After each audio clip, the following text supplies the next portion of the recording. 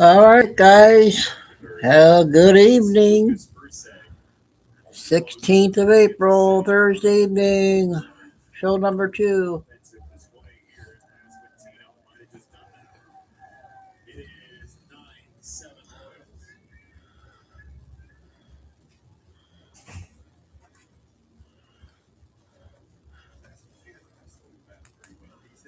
I'm hoping I can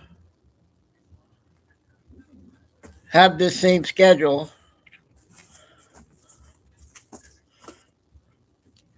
12 to 3 and 6 to whatever.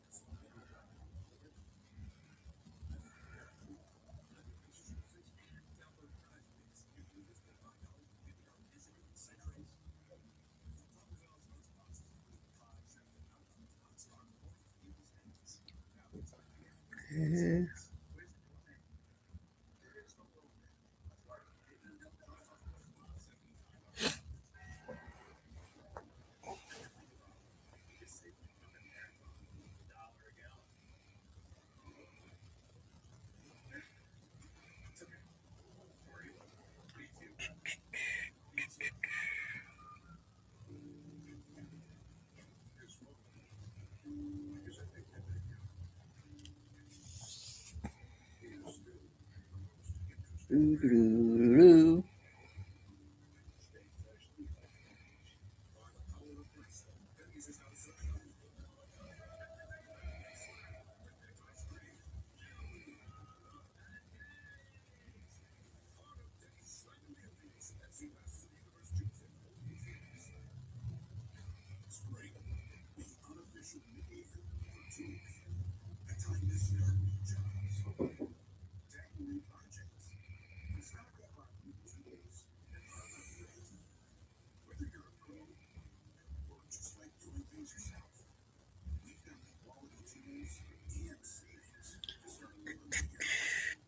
Oh, we got 6 showing. Nobody in chat yet.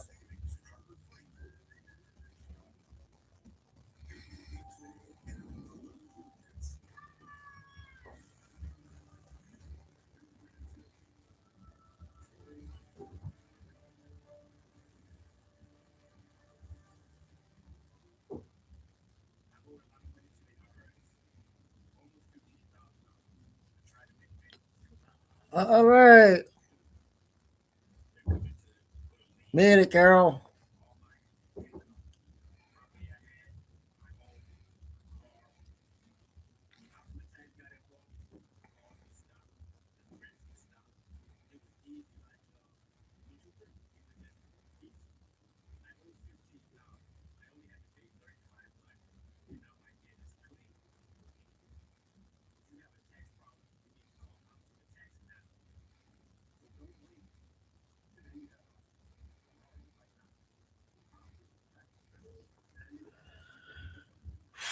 Well, we don't have no second Billy Bean yet, but I got other videos.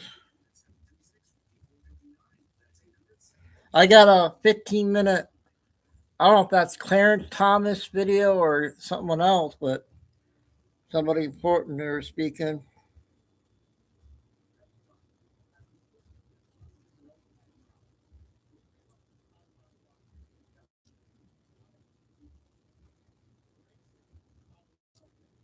Oh, what do you know? Oh, I shouldn't open my mouth, Carol. Oh my goodness. Oh, Billy just came out, of course. 39 minutes. She always does that.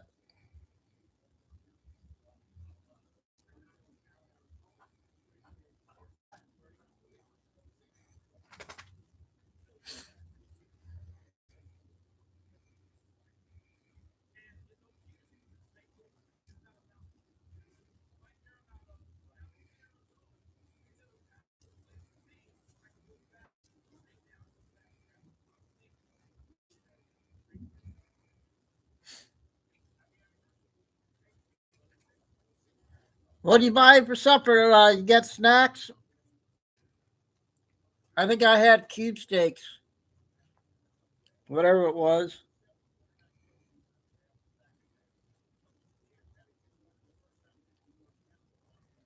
I was telling Carol that no Billy Bean, and all of a sudden, a minute ago, she comes out, of course, with the 40-minute one. So she has another big one tonight.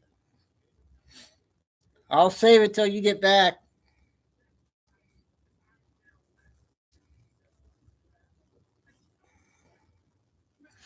or at least an hour or so. I'm gonna wait till about 7:30 to play it.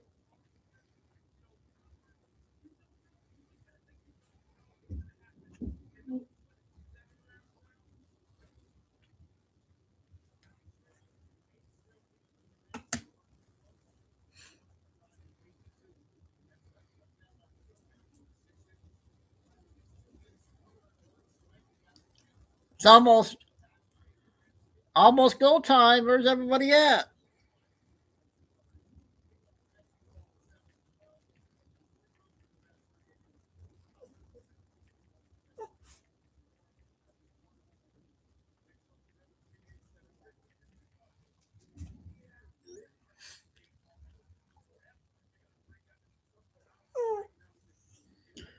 Oh, Chico, what are you doing?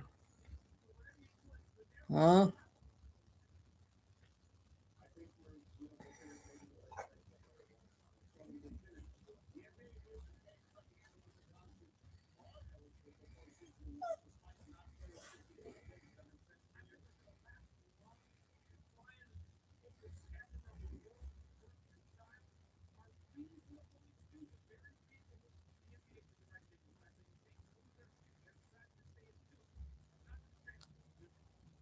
All right, there you are. Flying Eagles getting dessert at the store for us, okay?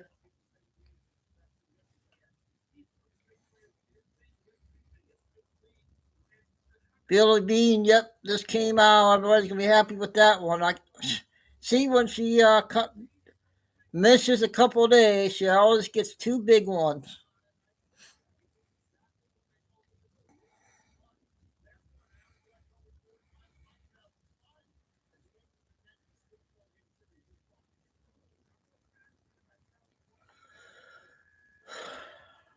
Well, I had cube steaks tonight, okay?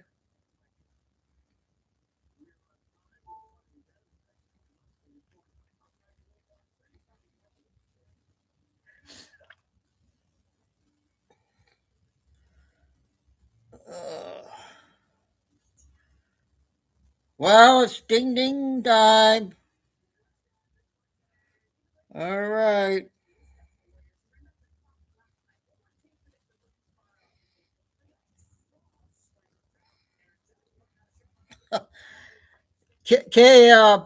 Benny has one on Kamala about coming to the gas station drunk.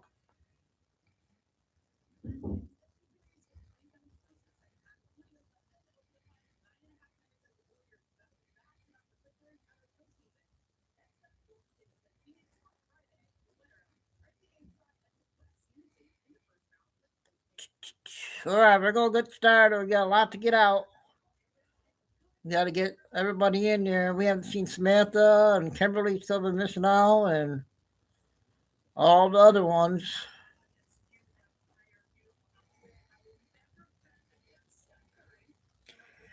I'm gonna finish the 2 and 3 clips, 5 minute ones. What we are working on.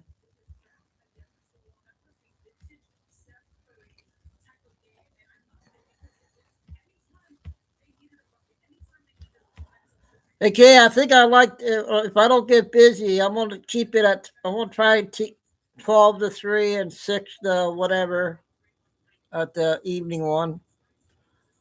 If I don't get busy.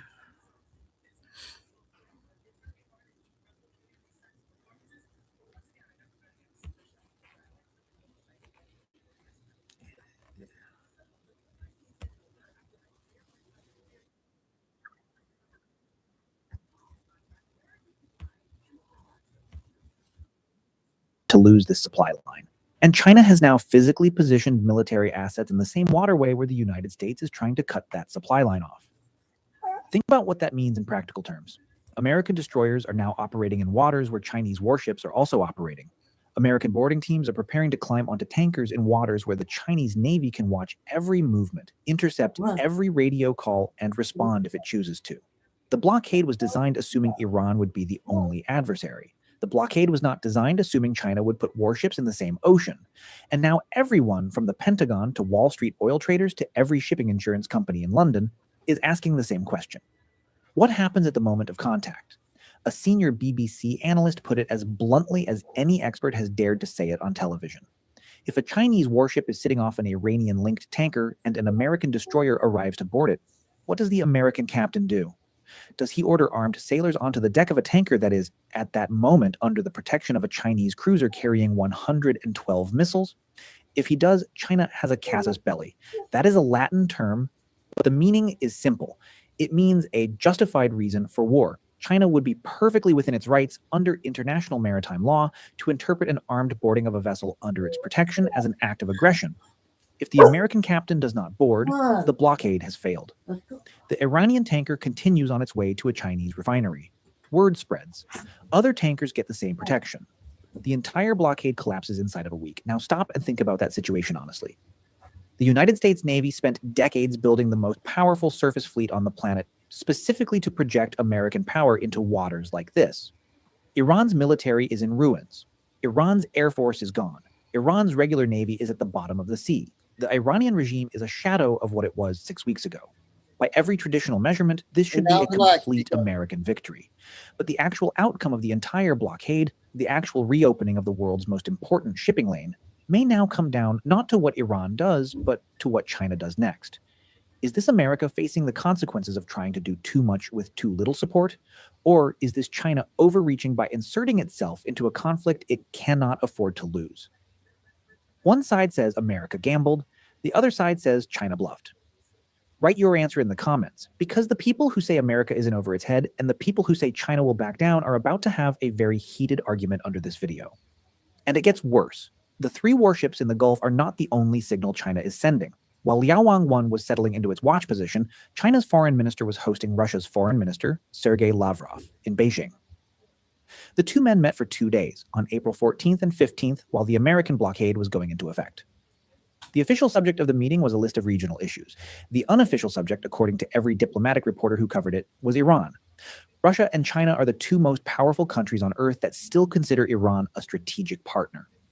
They are the 2 countries best positioned to provide Iran with weapons, intelligence, satellite tracking data, and diplomatic cover. They are also the 2 countries that the United States is currently confronting in 2 separate wars on 2 different continents, in Europe and in the Middle East. The fact that they chose this exact week to meet is not an accident. It is a message. The message is that Iran is not alone, and that any attempt to permanently strangle Iran will have consequences that extend far beyond the Persian Gulf. China's official statement on the blockade, delivered by Foreign Minister Wang Yi on the same day Lavrov arrived, was carefully chosen. The blockade, Wang said, does not serve the common interests of the world. It is a dangerous and irresponsible action. It will only escalate tensions, undermine the fragile ceasefire, and further endanger safe navigation through the strait.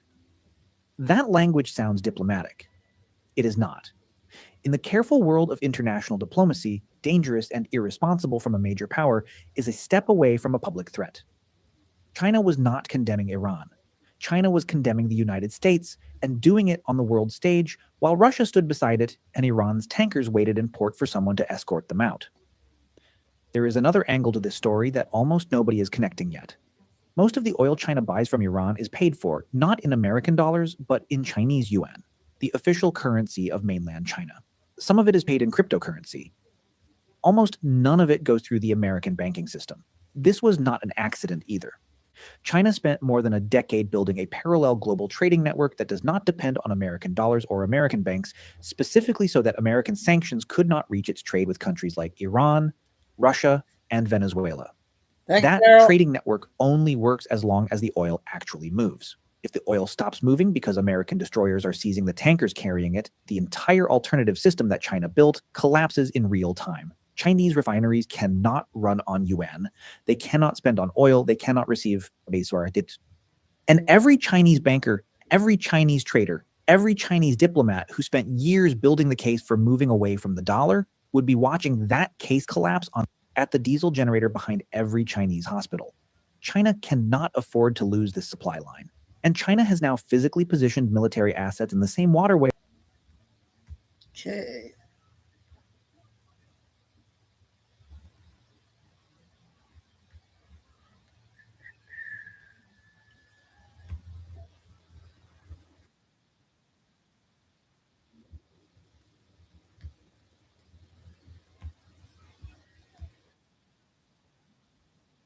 China does not just have an economic stake in keeping Iranian oil flowing.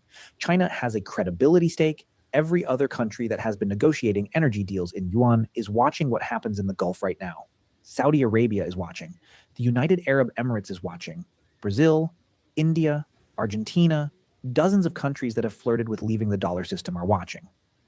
If China cannot protect its single biggest oil supply lane from American interdiction, the entire decade-long project of an alternative financial system collapses in a single image. That image is an American boarding team standing on the deck of an Iranian tanker while a Chinese cruiser sits 100 yards away and does nothing. This is where the conversation fundamentally changes. The blockade is not just about Iran anymore. The blockade is now a test of who actually controls the world's most important shipping lane and the financial system that depends on it. And the answer to that test is going to be written, possibly within the next few days, by what happens at the precise moment an American destroyer pulls up next to an Iranian tanker that has a Chinese warship sitting beside it. Think about what this means for the people in Washington running the operation. The American admiral commanding the blockade has a job that sounds simple. Stop the tankers. The reality is anything but.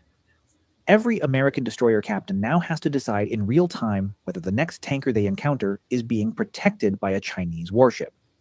The wrong answer could trigger a direct confrontation with the second most powerful navy in the world, in waters where China is closer to home than the United States is. Whatever they do will be on satellite imagery within minutes and on every news channel within an hour. Now, consider the situation from the Chinese side. The Chinese admiral commanding those 3 warships has an even more delicate job. He has to be present enough to deter American interference. He cannot fire a single shot because firing would start a war China is not yet prepared to fight. But he also cannot back down because backing down would tell the world that China will not actually defend its economic interests when push comes to shove. He has to project resolve without actually escalating. That is one of the most difficult assignments any naval commander has ever been given. Now, here is where this affects people who do not follow geopolitics. If a Chinese warship and an American destroyer ever come into direct contact in the Strait of Hormuz, even if neither one fires a shot, the consequences flow into every economy on Earth almost immediately. Oil markets are already tense. Brent crude is above $103 per barrel. Any image of a confrontation between American and Chinese warships would push oil over $120 in a single trading session. Gasoline in the United States, currently at $4.13 per gallon, would push toward $5 within weeks. Diesel would follow. Every truck delivering food to every grocery store in the country would be paying more for fuel. And that cost would land on the price tag of every box of cereal, every gallon of milk, every package of meat.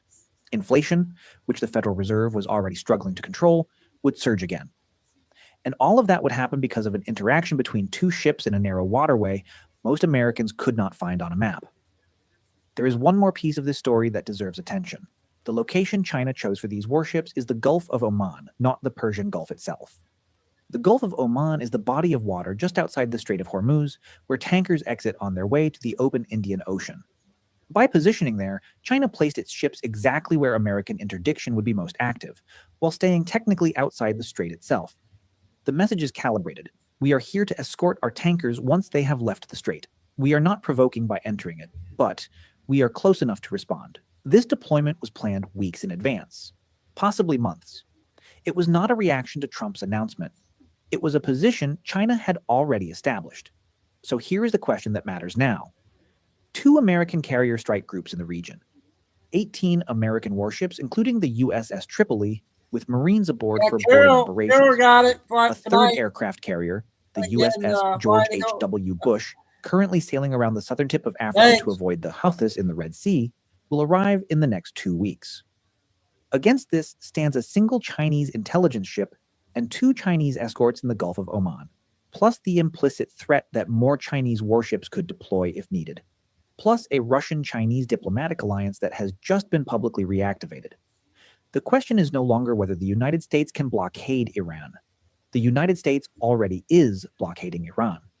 The question is whether the United States is willing to escalate against China to make that blockade actually work, or whether the blockade quietly turns into a leaky cordon that lets Chinese protected tankers slip through while Iran's economy slowly bleeds out anyway. One side says Trump will not back down from China. The other side says no American president would risk a war with China over Iranian oil tankers. Write where you stand in the comments, because the people who say America forces this confrontation to a conclusion and the people who say China successfully neutralizes the blockade are about to have the most important argument on this channel. And if you have not seen our breakdown of how the United States Navy is actually going to enforce the blockade across the entire Strait of Hormuz, what ships are doing the work, and how every interception will be carried out, make sure to watch that one. Okay, those were 3 big clips there. Interesting clips. I got 2 8-minute clip ones, and the short ones I'll do, and then on and on.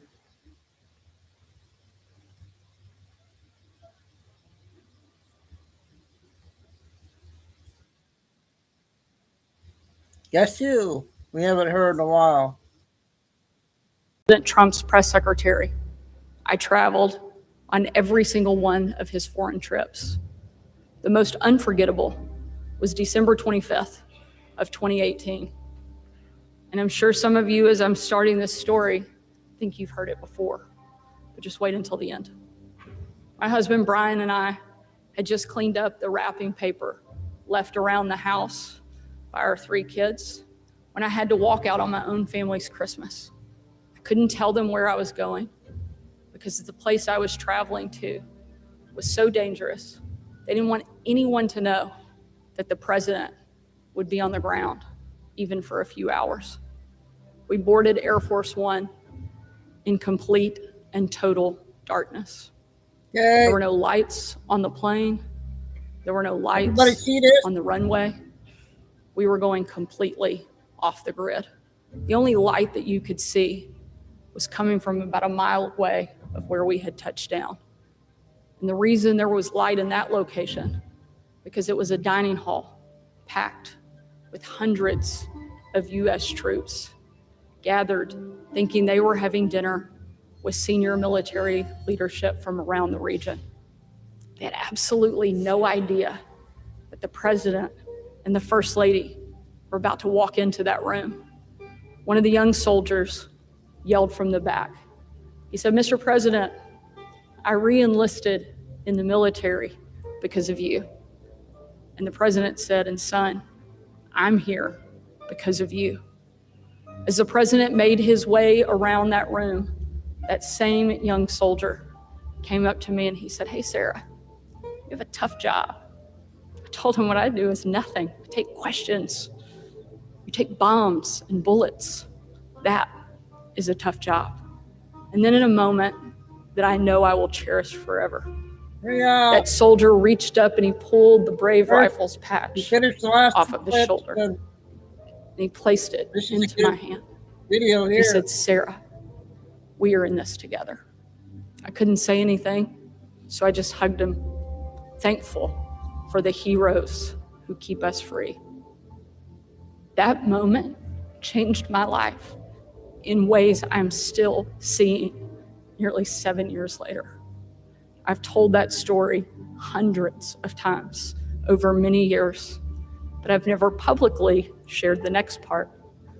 That young soldier's name is Dustin Singer. My name is Dustin Singer. I'm the project lead for Home Base Arkansas. I'm a medically retired Army veteran. I served for a little under 15 years. I deployed to Iraq, Afghanistan, all over the Middle East in support of the global war on terror. My retelling of our meeting in Iraq reached Dustin when he returned back to the States, and he reached out to me. He shared how he and his wife had settled in Virginia and that he was now raising 2 young kids. We talked about everything that had happened in both of our lives since that first meeting. And as we were wrapping our call, he says, my next question caught him off guard. I asked, have you ever thought about moving to Arkansas? Dustin had never even been to Arkansas, and certainly never considered it a place he'd call home. Thanks, Kay. But I knew he was a hard worker and was the exact type of person we wanted to recruit to our state. So on January 19th of 2025, Dustin officially left the Army. And on January 25th, 2025, he officially started his job at the Arkansas Department of Veterans Affairs. I'm not one to talk bad about other places or other people, but living in Arkansas is different. My kids can play in the backyard. My kids can, if they get out of the stroller at a Walmart, I know someone's gonna help me get them. People are friendly here. People make a meaningful impact on each other's lives here. And you didn't have that in the town in Virginia that I lived in. The school system wasn't there. There was a lot of crime. It was rampant everywhere. And that's not the way Arkansas is. You know, for a lot of reasons that people talk about, you know, progressive cities, we're kind of the 90s here. People are friendly. People say hi to you. People smile at you. And people want to be friends with you here. And while it's not standing on the battlefield, the work he is doing now is life-changing for his fellow servicemen and women. He personally talks to dozens and dozens of veterans a week, telling them all the reasons they should move to Arkansas like he did. He helps them when they exit the service, find a job and a home, and build a great life right here in his new home state of Arkansas. When you're talking about building a life, you're talking about opportunity, and veterans are go, go, go people. So a veteran wants to work. A veteran wants that American dream. A veteran wants that ability to continue to serve. When I got out, it was, I need to find that next step in my life, and I needed help. I needed someone to kind of tell me, hey, this is what you need to be doing. What I do with Home Base Arkansas is I'm that all-inclusive transition package. Hey, you're going to come here. We're going to put you to work. We're going to help you find a place to live, and we're going to help you find a meaningful impact in your community. The stanzas of the Soldier's Creed is, I'll never leave a fallen comrade. That's what my service means to me here. I'm able to find other veterans and make a meaningful impact on them and show them that, hey, the American dream's alive in Arkansas, and you're going to be a part of it here. I can think of nobody better to move or work here than those who have worn our nation's uniform. In just 1 year, the program that he helps run has become so successful that we're expanding it to help even more of our great veterans call Arkansas home. I'm deeply honored every day that I get to live here. I get to work for the Department of Veterans Affairs and make an impact. I'm thankful that I get to be here and I get to continue to serve and have this be the conclusion of that story. Our nation has unfortunately lost more than 150,000 veterans to suicide since 9/11. That's more than 10 times the number killed in Iraq, Afghanistan, and the war on terror combined. That's unacceptable. And in Arkansas, we're fixing it. We're standing with our veterans and we're empowering them with a new mission and a new sense of purpose, thanks to the great work of heroes like Dustin. Dustin and Mason are here with us today. And as governor, I proudly say to you both, welcome home. We are forever grateful for your selfless, heroic service to our nation. Thank you. Okay. Thanks, Kay. Yeah, I came across that and it's like, I better save that one. I gotta play a 5-minute clip. I guess somewhere in Michigan. I don't know Michigan very well, but something's going on with the weather.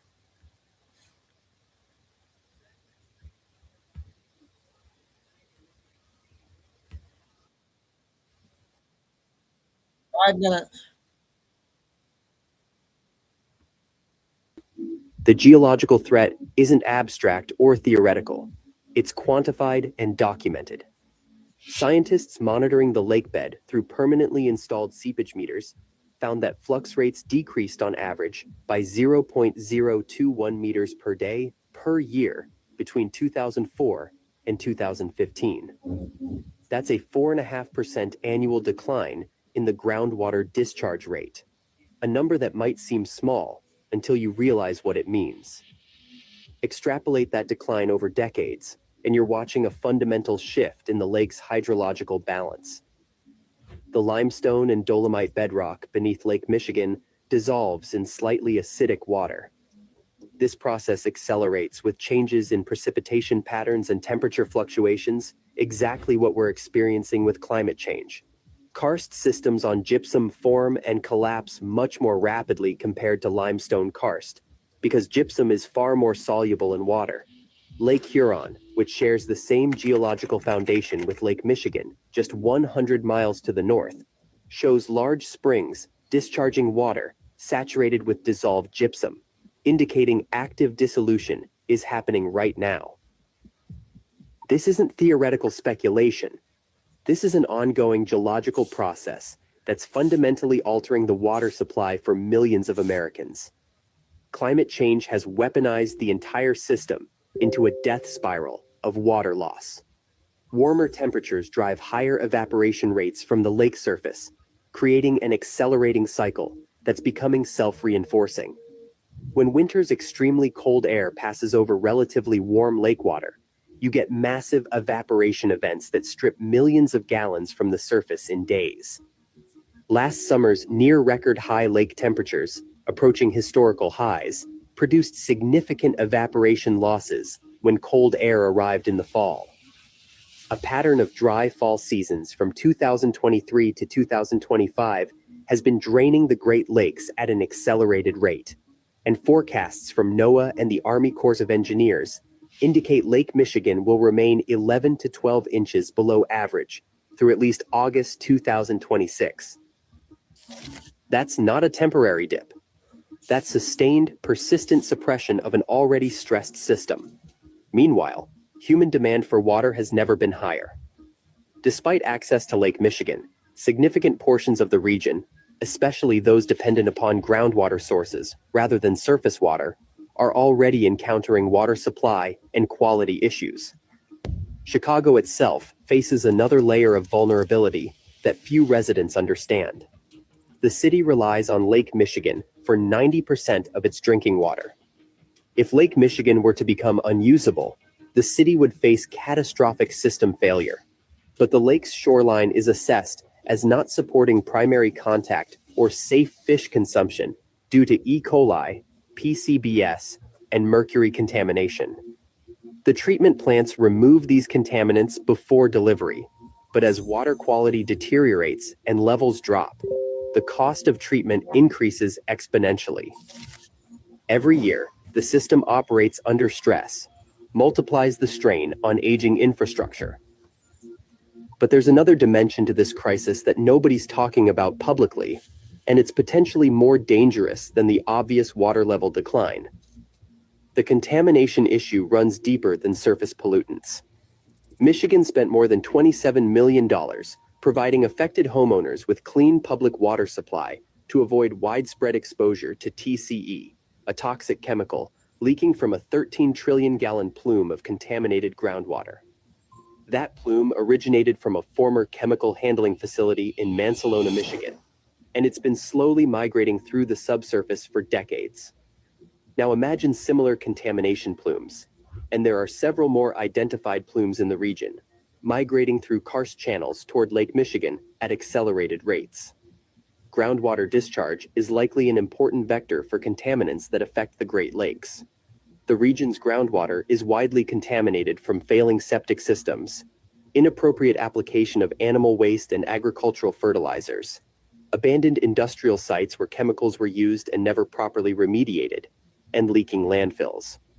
All of this contaminated groundwater is connected to the lake through fractured limestone and dissolved. Oh, that was it. So that was my state. I don't know Michigan very well. That's the area where I'm at. Next one's 8 minutes.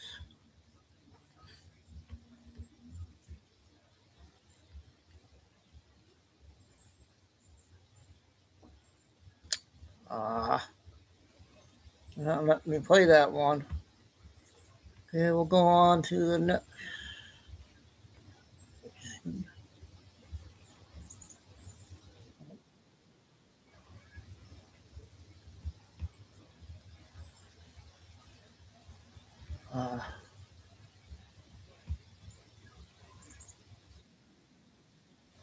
Oh, can't play it. All right, we're going to go ahead and get the first inning.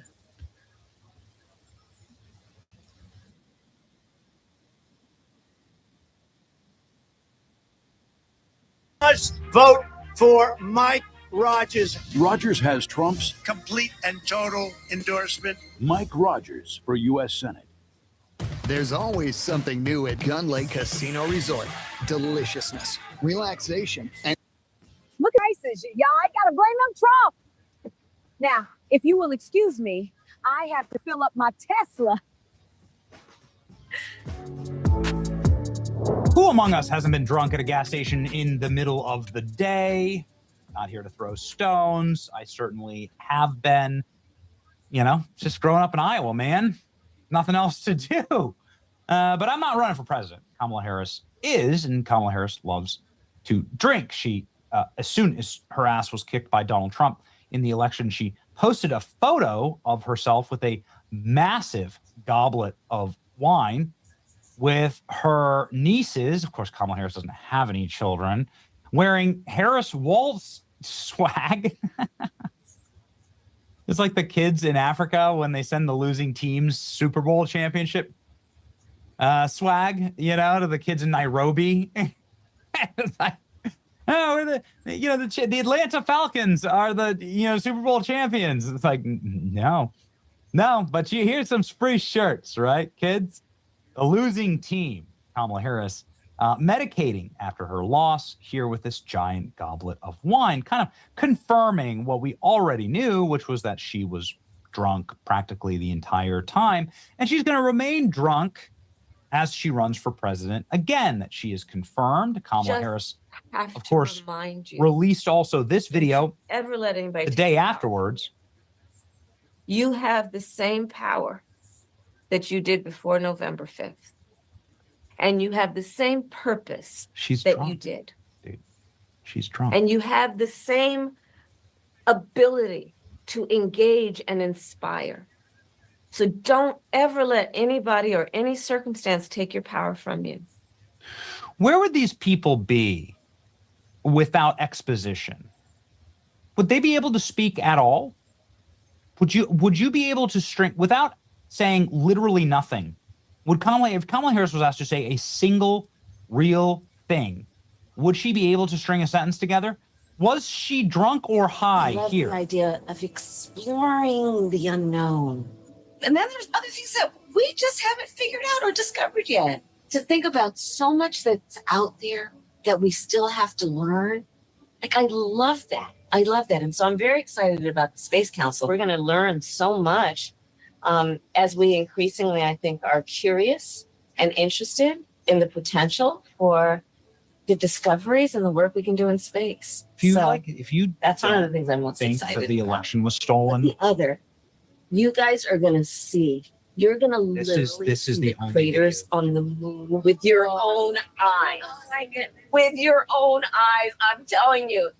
It's amazing how like the 9-year-olds, by the way, these were all professional actors. So they put out a request to get child actors to come in and do this. And it's like the hardest job you could possibly imagine. Can you imagine sitting there listening to Kamala Harris like go on like this? The green bus is going to keep their signature yellow color. These are going to remain yellow school buses because who doesn't love a yellow school bus? They will remain yellow, but their heart will be green. This was the best. First off, how did we survive having this as our vice president for 4 years, and then also stolen election, and then also this was the best the Democrats had in 2024. So good for us, like way to go. Good for us. Kamala Harris is back on the campaign trail. She's drunk again.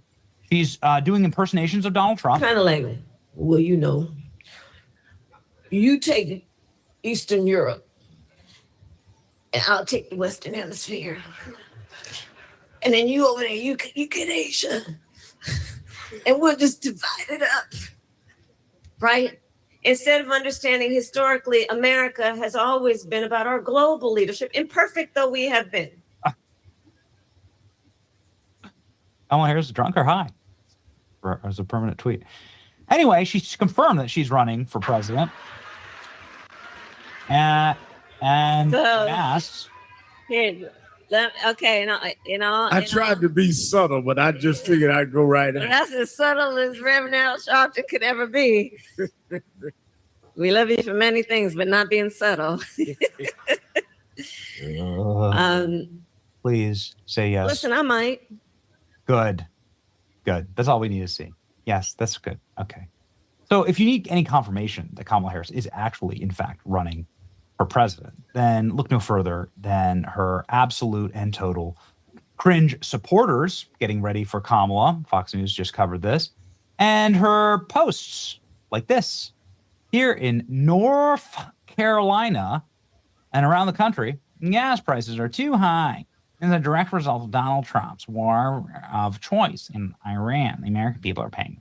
And you best believe that's going to carry over to how much you're paying for all the goods that are being transported on those semis. We've got a president who is paying more attention to what he thinks is in his best political interest and personal interest, as opposed to what is in the best interest of working people in America. Hey everyone, so I'm here in Charlotte. Since the start of Trump's war of choice, it's $15 more every time you fill up your tank of gas. The price of diesel has now gone up. I don't like the price of gas. I don't like it. I hate it. I want them to focus on domestic pricing. But Kamala Harris sitting here criticizing gas prices is really a bloody cheek. I mean, this is really something. Looking pretty brat with those 4 jump cuts in 15 seconds. They really did have to get jump cuts. Dean Cain laughing. Kamala Harris' awkward gas station video fueling speculation in her 2028 ambitions. She said she's running. Good evening from the coconut tree. Ma'am, can we call you ma'am? U.S. Senator, you were the original co-sponsor of the Green New Deal resolution. It directed U.S. to divest from fossil fuels and phase out of oil and gas production. Your 2020 campaign was shorter than a garden gnome, but managed to work in these gems. You told a CNN town hall, I'm in favor of banning fracking. You said, I will end fracking for all. As California Attorney General, you built a reputation on suing the oil and gas industry. And remember that during the Obama-Biden, Kamala Harris Biden administration, that gas prices were absolutely obscene as well. As VP, national gas prices hit $5 a gallon and over $6 in parts of California. I don't like gas prices. I'm not arguing in favor of high gas prices. I'm telling you that Kamala Harris, if there's one person to criticize who cannot criticize the administration for high gas prices, it's Kamala Harris. Flashback 2022. Kamala Harris on gas prices. There's a price to pay for democracy. There is a price to pay for democracy. Shut up. I don't like the language when it's used like to say high gas prices today are good. They're not. And I don't like it then. Shut up, you moron. Where were you when gasoline prices were sky high under Joe Biden? This is the woman who pledged to prosecute oil companies causing climate change. And you think she cares about gas prices? Biden-Harris administration did everything that it could to chill the production and use of gasoline. She skipped over the high gas prices when she was in office. Convenient. Terrible actress. She makes me want to vomit. Here we go. Average gas prices, all types, cost per gallon. Here we go. You can see here. This is when Joe Biden and Kamala Harris stole the election. It was $1.09. It's below $2 a gallon right here in 2020. Below $2 a gallon. Here we go. So here Joe Biden gets into office right here, November 2020. Here's Joe Biden getting into office. This is the literal date that he was selected. And then gas prices just legitimately skyrocket throughout his entire term, all the way up to $5, the national average of $5.01. This is the national average of gas prices right here in June of 2022. Then it comes down. Trump wins. It goes down. It goes down exponentially. Right here, the average price at $3 a gallon. That's $2 that have been cut off. Now it's jumped back up. The average gas price now is close to $4 a gallon. It needs to come back down to close to $2 a gallon again. Okay. But them's the truth. Who will win? Well, Kamala Harris is there at 6%. Gavin Newsom is at 27%. AOC is beating Kamala Harris. Yikes. Will the next elected U.S. president be a woman? 21%. Say yes. We say yes to having AOC or Kamala Harris run for president. It's going to be a blast. I'm really looking forward to it. I really am. Get ready. The content is going to be so choice. It's going to be incredible. Just got to power through the 2020. Enjoy the ride. It's your boy Benny. Like, share, and subscribe. Okay, we got that one in. Okay, this one's going to be 15. Then we'll get to Billy after this one. It's is this Clarence Tom?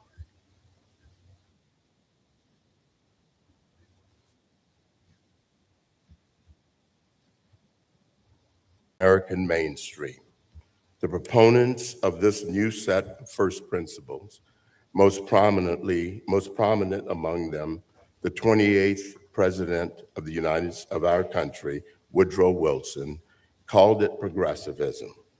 Since Wilson's presidency, progressivism has made many inroads into our system of government and our way of life. How's this one? It has coexisted uneasily with the principles of the Declaration. Because it is opposed to those principles, it is not possible for the two to coexist forever. Progressivism was not native to America. Wilson and the progressives candidly admitted that they took it from Otto von Bismarck's Germany, whose state-centric society they admired. Progressives like Wilson argued that America needed to leave behind the principles of the founding and catch up with the more advanced and sophisticated system of relatively unimpeded state power, nearly perfected. He acknowledged that it was a foreign science, speaking very little of the language of English or American principle, which offers none but what are, to our minds, alien ideas. He thus described America, still stuck with its original system of government, as, quote, slow to see the superiority of the European system. Progressivism was the first mainstream American political movement, with the possible exception of the pro-slavery reactionaries on the eve of the Civil War, to openly oppose the principles of the Declaration. Progressives strove to undo the Declaration's commitment to equality and natural rights, both of which they denied were self-evident. To Wilson, The unalienable rights of the individual were, quote, a lot of nonsense. Wilson redefined liberty not as a natural right attendant antecedent to It's the okay. government, but as, quote, the right of those who are governed to adjust government to their own needs and interests. In other words, liberty no longer preceded the government as a gift from God, but was to be enjoyed at the grace of the government. The government, as Wilson reconceived it, would be, quote, beneficent and indispensable. Progressives such as John Dewey attacked the framers for believing that their ideas were immutable truth, good for all times and places, when instead they were, according to him, historically conditioned and relevant only in their own time. Now Dewey and the progressives argued those ideas are to be displaced. Progressivism seeks to replace the basic premises of the Declaration of Independence, and hence our form of government. It holds that our rights and our dignities come not from God, but from government. It requires of the people a subservience and weakness incompatible with a constitution premised on the transcendent origin of our rights. You will not be surprised to learn that the progressives had a great deal of contempt for us, the American people. Before he entered politics, Wilson would describe the American people as, quote, selfish, ignorant, timid, stubborn, and foolish. He lamented that we do too much by vote and too little by expert rule. He proposed that the people be ruled by administrators who use them as tools. He once again aspired to be like Germany, where the people, he said admiringly, were docile and acquiescent. The century of progressivism did not go well. The European system that Wilson and the progressives scolded Americans for not adopting, which he called nearly perfect, led to the governments that caused the most awful century that the world has ever seen. Stalin, Hitler, Mussolini, and Mao, all were intertwined with the rise of progressivism, and all were opposed to the natural rights on which our declaration are based. Many progressives expressed admiration for each of them shortly before their governments killed tens of millions of people. It was a terrible mistake to adopt progressivism's rejection of the Declaration's vision of universal, unalienable natural rights. Wilson's claim that natural rights must give way to historical progress could justify the greatest mistake in our history. In Plessy versus Ferguson, my court upheld Louisiana's system of racial segregation because, quote, separate but equal, it observed, was reasonable in light of the established usages, customs, and traditions of the people, and with a view to the promotion of their comfort and the preservation of the public peace and good order. It comes as no surprise that the progressives embraced eugenics. Progressives believed that Darwinian science, the idea of ever-advancing progress written into biology itself, had proven the inherent superiority and inferiority of the races. It was only a small step for Wilson to resegregate the federal workforce. It was only another step for the government to launch sterilization programs on those deemed by the experts of the day to be unfit to reproduce, upheld by my court in Buck v. Bell in an opinion written by no less a figure than Justice Oliver Wendell Holmes. We can argue over whether you believe in immutable absolute natural rights or the Wilsonian idea of ever progressing history. Indeed, your School of Civic Leadership was created to host just such arguments. But let me ask you to consider the consequences. European thinkers have long criticized America for remaining trapped in a Lockean world with its weak, decentralized government and strong individual rights. They say our 18th century declaration has prevented us from progressing to higher forms of government. But we were fortunate not to trade our Lockean bonds for the supposedly enlightened world of Hegel, Marx, and their followers. Fascism, which after all was National Socialism, triggered wars in Europe and Asia that killed tens of millions. The socialism of the Soviet Union and the People's Republic of China proceeded to kill more tens of millions of their own people. This is what happens when natural rights give way to the higher good of notions of history, progress, or, as Thomas Sowell has written, the visions of the anointed. None of this, of course, was an improvement on the principles of the Declaration.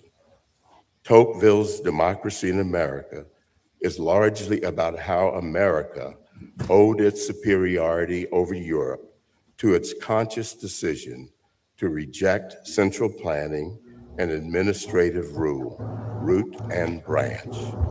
Progressivism, in other words, is retrogressive. As Calvin Coolidge said on the 150th anniversary of the Declaration, and I quote, "If all men are created equal, that is final. If they are endowed with inalienable rights, that is final. If governments derive their just powers from the consent of the government, that is final. No advance, no progress can be made beyond these propositions. If anyone wishes to deny their truth or their soundness, the only direction in which they can proceed historically is not forward, but backward, toward the time when there was no equality, no rights of the individuals, no rule of the people." When Abraham Lincoln addressed the assembled crowd at Gettysburg, they had gathered to memorialize the past, but Lincoln's address urged them to not do so with complacency. Instead, Lincoln said they should look to the past as inspiration to take them to greater heights in the future. And I quote, "It is rather for us to be here, dedicated to the great task remaining before us, that from these honored dead, we take increased devotion to that cause for which they gave the last full measure of devotion, that we were highly resolved that these dead shall not have died in vain, that this nation shall have a new birth of freedom, and that this government of the people, by the people, and for the people shall not perish from the earth." As we are gathered to celebrate the 250th anniversary of the Declaration, it may be tempting to do so. Thomas, you guys? It may be tempted to do so as if we are passive spectators. It may be tempting to enjoy our tea and crumpets, treat the Declaration like a shiny object or a keepsake, and listen to the sound of our own voices. We could get into debates over whose conception of the founding is better, over how we are so much better than our founders were, over what we would do differently. We could be careful to not do anything that exposes us to criticism, costs us friends, or hurts our career prospects. But in my view, we must find in ourselves that same level of courage that the signers of the Declaration had, so that we can do for our future what they did for theirs.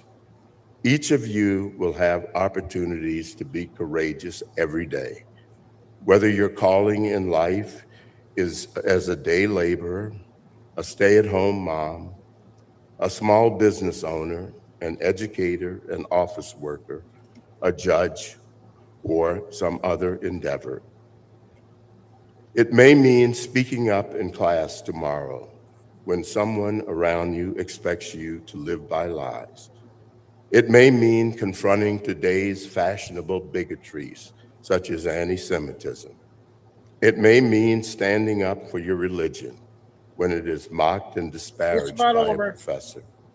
It may mean not budging on your principles when it will entail losing friends or being ostracized. It may mean running for your school board when you see that they are teaching your children to hate your values and our country. It may mean turning down a job offer that requires you to make moral or ethical compromises.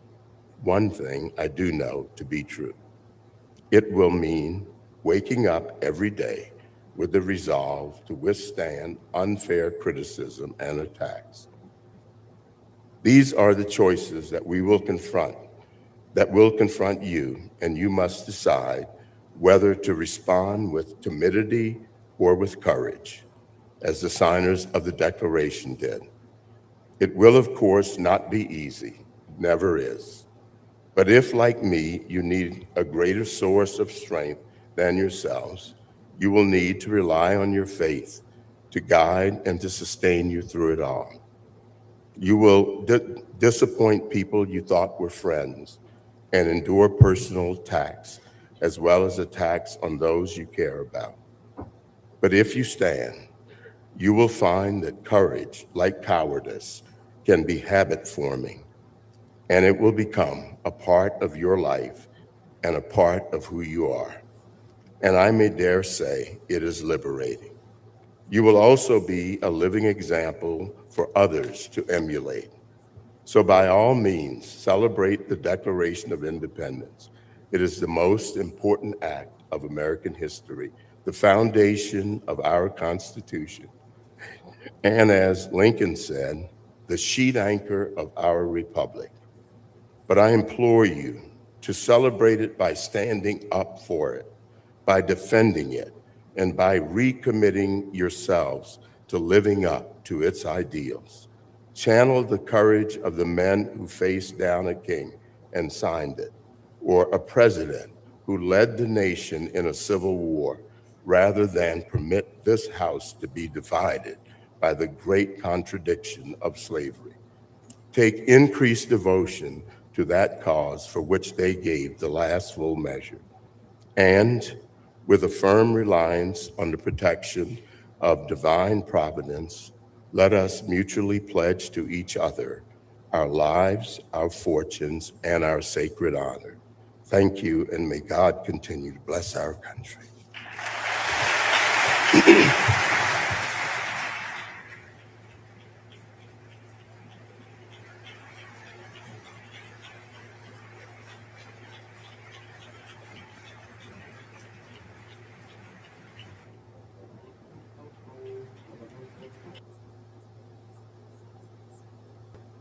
Oh, they didn't say who it was.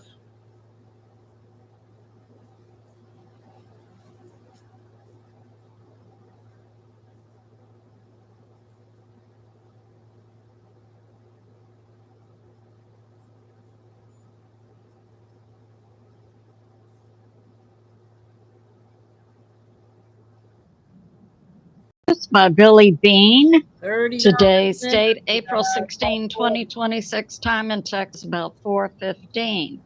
If you're ever feeling overwhelmed, it's good to remember who is in charge, and that would be God, and that He knows everything.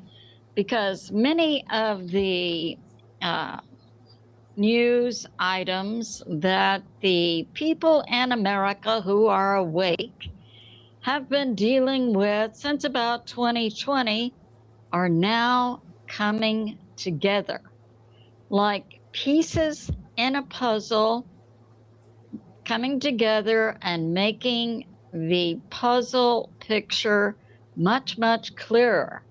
So some of the things we're going to be hit over the head with now and continuing into the near future. The 2020 coup we saw in the US, what's going on with Iran, ETs. And now we're going to begin also seeing in America deep state arrests taking place, while President Trump is acting like a juggler. We see IRGC, no more money. And we're seeing yesterday the U.S. military asking U.S. Manufacturers to get on a war foot production schedule. Very likely with, in the near future, U.S. military versus Russia and China. And we have this, Russia is currently being hit by Finland and the Baltic states. So yeah, that's going on. Let's get started. So we have David Nino Rodriguez interviewing, I believe the guy's name is Stuart Swerdlow. He comes from a long family of prominent Soviet Union and KGB family members. He does apparently know a lot of stuff. Talking about now Pope Leo's secret meetings with Obama and other deep state Dems, which is one of the reasons President Trump is hitting back at the Pope. And the reason it's coming out, being alleged that Pope Leo was put in his Pope position as an American, is because his job was to introduce ETs to the world and to present the ET fake Jesus. Now, many Christians are familiar with the concept of ETs from the Bible. This has to do with fallen angels who mated with humans and made the Nephilim. I'm hearing some people say, well, you know, the demons don't have physical bodies. I beg to differ. Yes, demons, once their Nephilim body that's hybrid, the fallen angel and human, once that body dies, the demon comes out of that physical body. And because it wasn't created by God, doesn't go anywhere. It doesn't go to heaven, doesn't go to hell. The demon can only be destroyed. I believe God's war angels can destroy them on the orders of God. But the demon then seeks another human body to go into. The only human bodies the demon then can walk into and take possession of are humans who are not Christians. And then they would procreate, make another hybrid human body, and so perpetuate themselves. These hybrid beings, fallen angel and human, Nephilim, do have physical spaceships. They do fly around in space. And it's believed that that Atlas we saw recently was a Nephilim ship, and it's now on the other side of Jupiter, we understand, is now hitting the Earth. NASA is calling them meteors, but they're actually some type of attack projectile aimed at different spots on the Earth, especially in America, to hit the weakest points of existing fault lines. And we know, I reported on that a few weeks ago, meteors over Ohio and Pennsylvania, New York and Texas, and so on. So these projectiles being called by NASA meteors are designed to hit the weakest points of U.S. fault lines, and we are seeing an increase in unusual earthquakes in unusual places, stronger. We had a 5.7 off the West Coast and then a 4.7, I believe, on the East Coast just in the last 24 hours. We're seeing a swarm in Yellowstone, a swarm in Nevada, and a 5-point-something in Nevada in the last 24 hours, and so on. But Pope Leo's job, working with the deep state, and who has apparently been having secret meetings with the deep state, including Obama, was to present then a Nephilim to the world as being Jesus Christ. So we Christians who regularly communicate directly with God would not be fooled, but much of the world would be. Now, this ET conspiracy, we would say, was also involved in the U.S. presidential coup of 2020, when we saw the vote by the American people overthrown by the deep state, and they put in an actor, JB. So that's going on. But all of this is like a cauldron that's now bubbling up and coming to the surface. And also these war activities we're seeing the U.S. engaging in has to do with nations who were directly involved in the U.S. 2020 coup, including Venezuela, Cuba, Iran, Canada, Russia, China, Serbia, Italy, Germany, plus others. So President Trump has a list. So far, he said Venezuela. Now we're doing Iran. Next is Cuba. And don't forget, our number one enemy is China. These hits on Venezuela and Iran are directly impacting, in a negative way, China's economy. So that's going on. And we have this.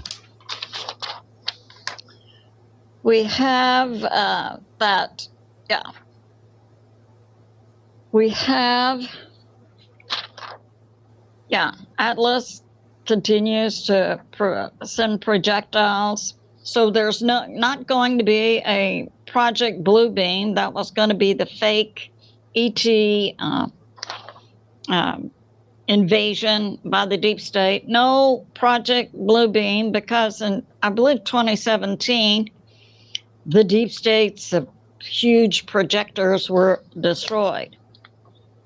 And one of the reasons President Trump is putting up the Golden Dome over America Plus is to protect America from these ET attacks. And eventually, the U.S. military plus other good governments and militaries on Earth will put around the Earth something called a golden spear to protect the Earth from ETs. And another part of this ET 2020 presidential election saga and so on are the missing 10 scientists, I went over that recently, associated with NASA and Los Alamos. And it's coming out that MH370, some years ago, a plane that is said to have disappeared, had on it 20 Chinese scientists who were stealing ET information and other secret U.S. information. And that plane was actually taken over by the U.S. military and taken to Diego Garcia. We do not know what happened to the 20 Chinese scientists who were trying to steal information. So that's going on. And we're hearing this, that the U.S. military currently has military weapons not seen before, not tested before, we believe, in combat on Earth, along the lines of Star Trek technology. We did recently learn about a new technology, ghost murmur, and now we have more details. So it comes out that each individual has a unique heartbeat, more unique than their fingerprints. The CIA and the U.S. military have this tech, ghost murmur, that can locate and track an individual by their unique heartbeat on Earth from a satellite in the sky. And we saw that technology used to locate the missing weapons system officer that went down with the F-15 Strike Eagle in Iran. So yeah, that's an example of this exotic technology.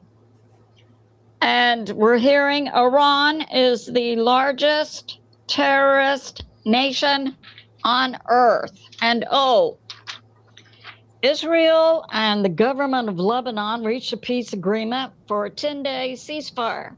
However, Hezbollah, who is not a part of the nation of Lebanon, nor a part of the Lebanese government, but a terrorist group funded and directed by the terrorist nation Iran, said no way. And so I believe this morning Hezbollah put 40 rockets into Israel. So it appears the only way to get rid of Hezbollah in Lebanon is eventually for the U.S. military, most likely, to go in with the IDF and hunt down and take these terrorists out. And we have this,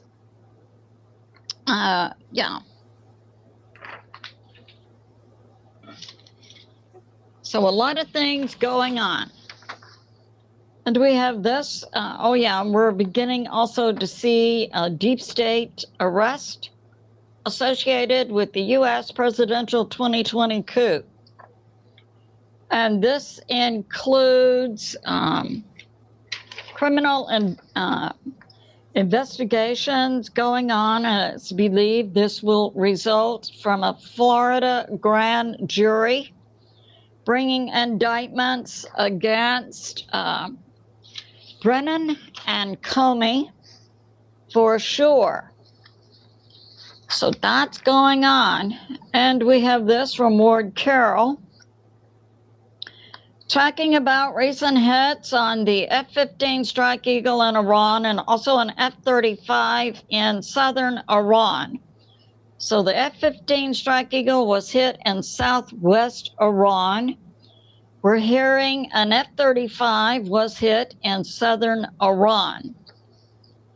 And that Iran has passive surface-to-air missiles, also called SAMs.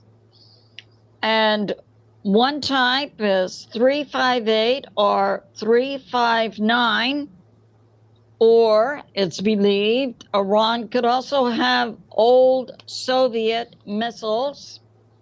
And that would be believable because we know both Russia and China are now supplying Iran with both intel and weapons. And these old Soviet missiles do not have a radar signature, but they may have optical sensors. And this is a key point. If Iran is using these old Soviet missiles, it would require trained Russian troops to launch them. I submit a possibility that these trained Russian troops inside Iran, who could be hitting the U.S. military planes, could be located at the Bushehr nuclear power plant. Reckon? And we have this from Breitbart. So we recently saw Swalwell, a Democrat from California, having to drop out of the governor race in California and also resign from the House of Representatives. And it's being put forth that by Breitbart from a Jesse Waters Fox show that Senator Josh Hawley, Republican Missouri, brought out this information that the hit on both Swalwell was put forth by Nancy Pelosi, who said to take him down, and that it's coming out. Nancy Pelosi and the other commie Dems knew about Swalwell's sexual assaults on women via an FBI briefing in 2020. And he was also tied to a Chinese spy project, Fang Fang. It demonstrates that the Democrats eat their own. For some reason, Swalwell had become a problem for the Democrat Party. We also saw Tony Gonzalez from Texas also resigning from the House. We have U.S. intel that the Pentagon yesterday, April 15, went to General Motors. General Motors includes Ford, Chrysler, Dodge, Stellantis, to ask the General Motors company to go on a war foot basis of production, not only speeding up production, but also allocating part of their manufacturing facilities to making U.S. military vehicles and weapons, prepping for the U.S. military war action against China and Russia. And that information came from the Pentagon. So it appears believable. We have this. We had a tragedy happen in Virginia. The Lieutenant Governor, Justin Fairfax, who was involved, he apparently had sexual misconduct allegations against him, was involved in a messy divorce, and last night shot and killed his wife and then turned the gun on himself. Murder, suicide. Tragically, both of their teenage children were in the house. First, they discovered the mother and called 911, and then police came, discovered her, went upstairs and discovered him. It's just a horrible situation. But he was also a Democrat. I put forth that the Democrat Party eats their own. We have this from J.D. Vance, who's heading up a task force for President Trump to track down fraud, Medicare, Medicaid. And so far, they've discovered in Los Angeles, just one city, significant Medicare, Medicaid fraud associated with 447 hospices just in Los Angeles. I mean, it came out like a month ago that a single city, Los Angeles, had more hospices in that city than is distributed across the U.S. So 447 hospices in Los Angeles, fraud. And this also includes 23 home health care businesses. Total of about $600 million fraud. So that's going on. And we have this from China Focus. Leaked documents in China put forth the allegation that China is providing Iran with satellite data tracking the U.S. military for Iran. Now, we saw some information come out yesterday that China had sold that satellite to Iran. But we have many more sources saying China is operating the satellite and giving the intel to Iran. And we have this, that also associated with the U.S. presidential coup of 2020. DNI Tulsi Gabbard, yesterday, April 16, released 400 pages of declassified information with information about people who were involved in the 2020 election fraud. So that's going on.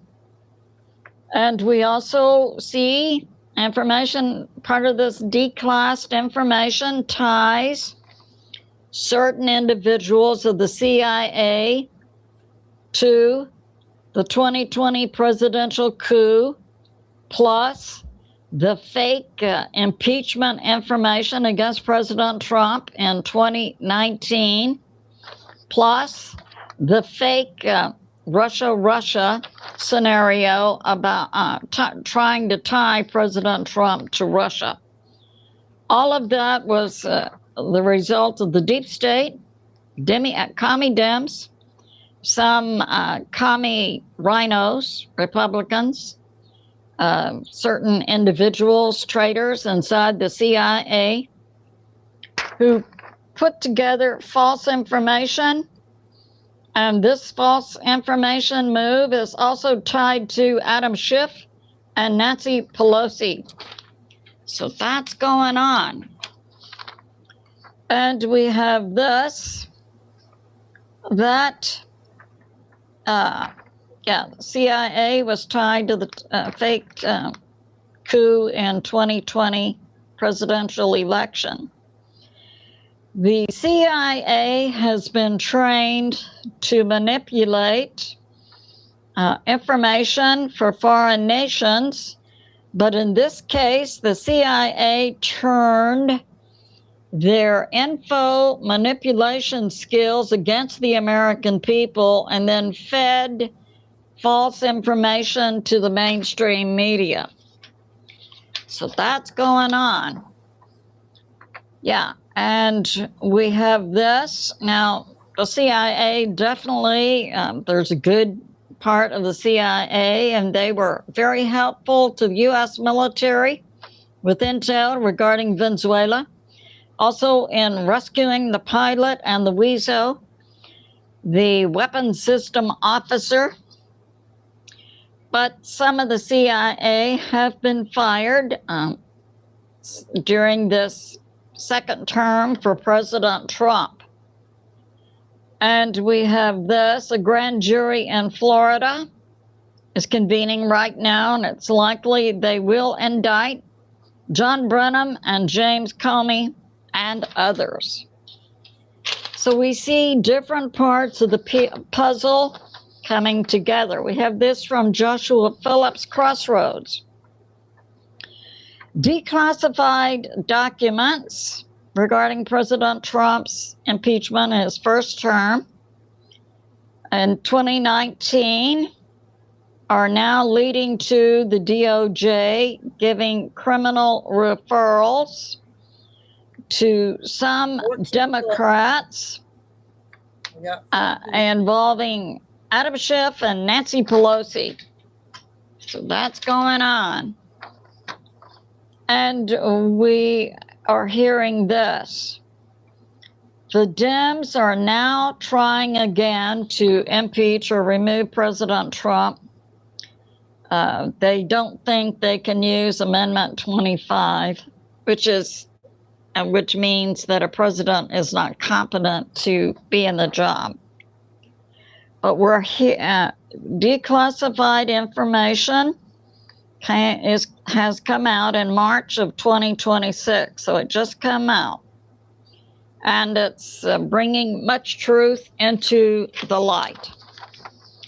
We have this. There was a Pentagon briefing today, April 16, and by Secretary of War Pete Hegseth, General Kane, head of the Joint Chiefs, Admiral Cooper, head of CENTCOM, who's in charge of the Middle East.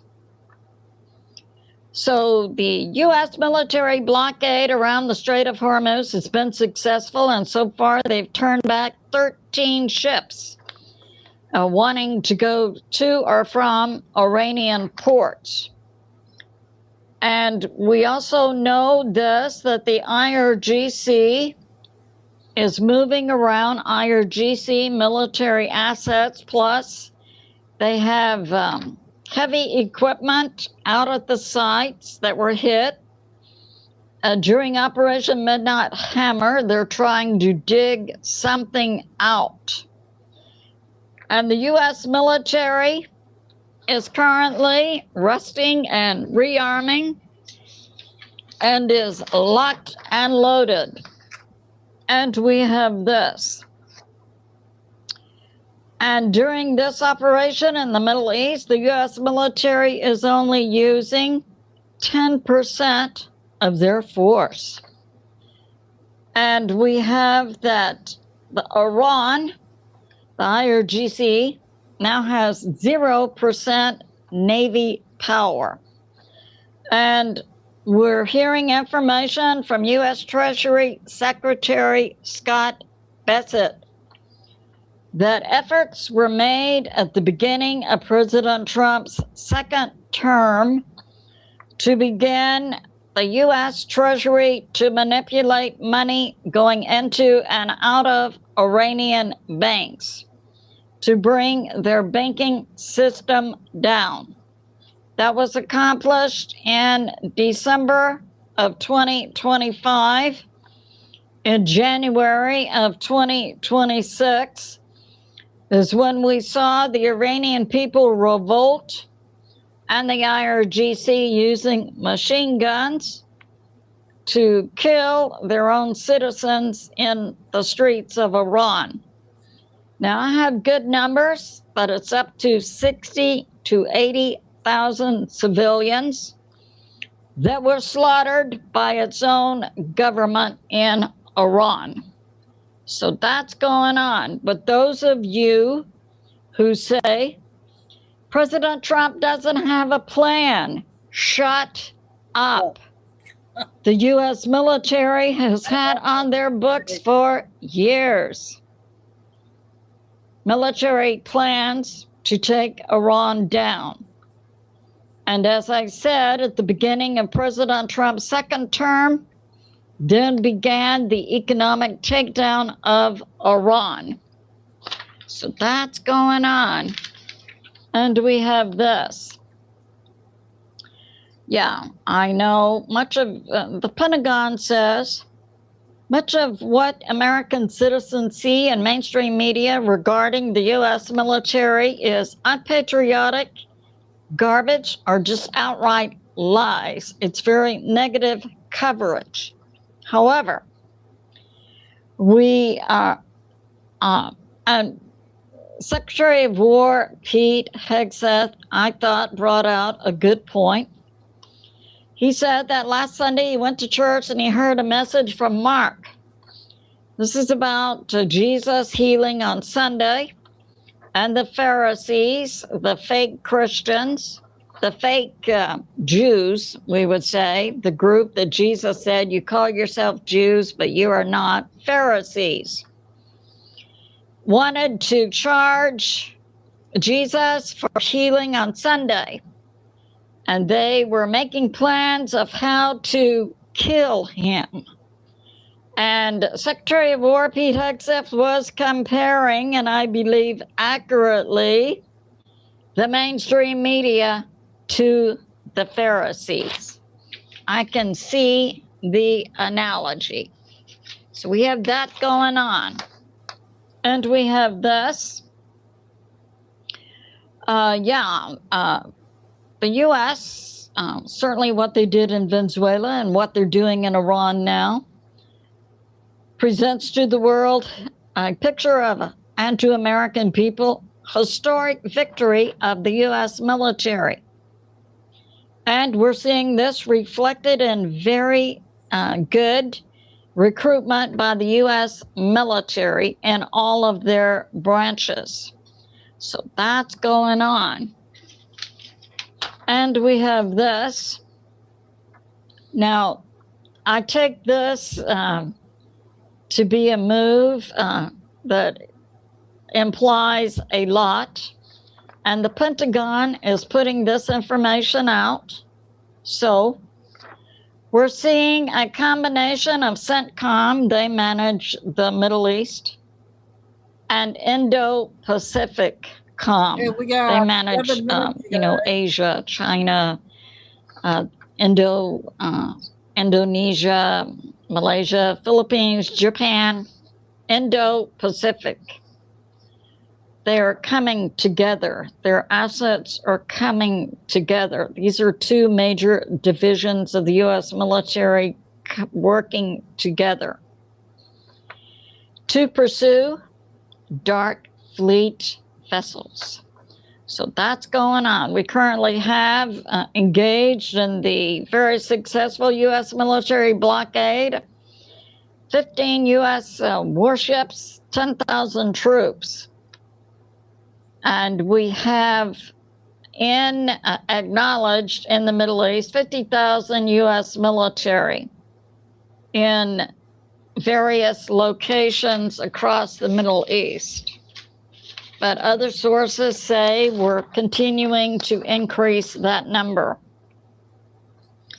And we have this.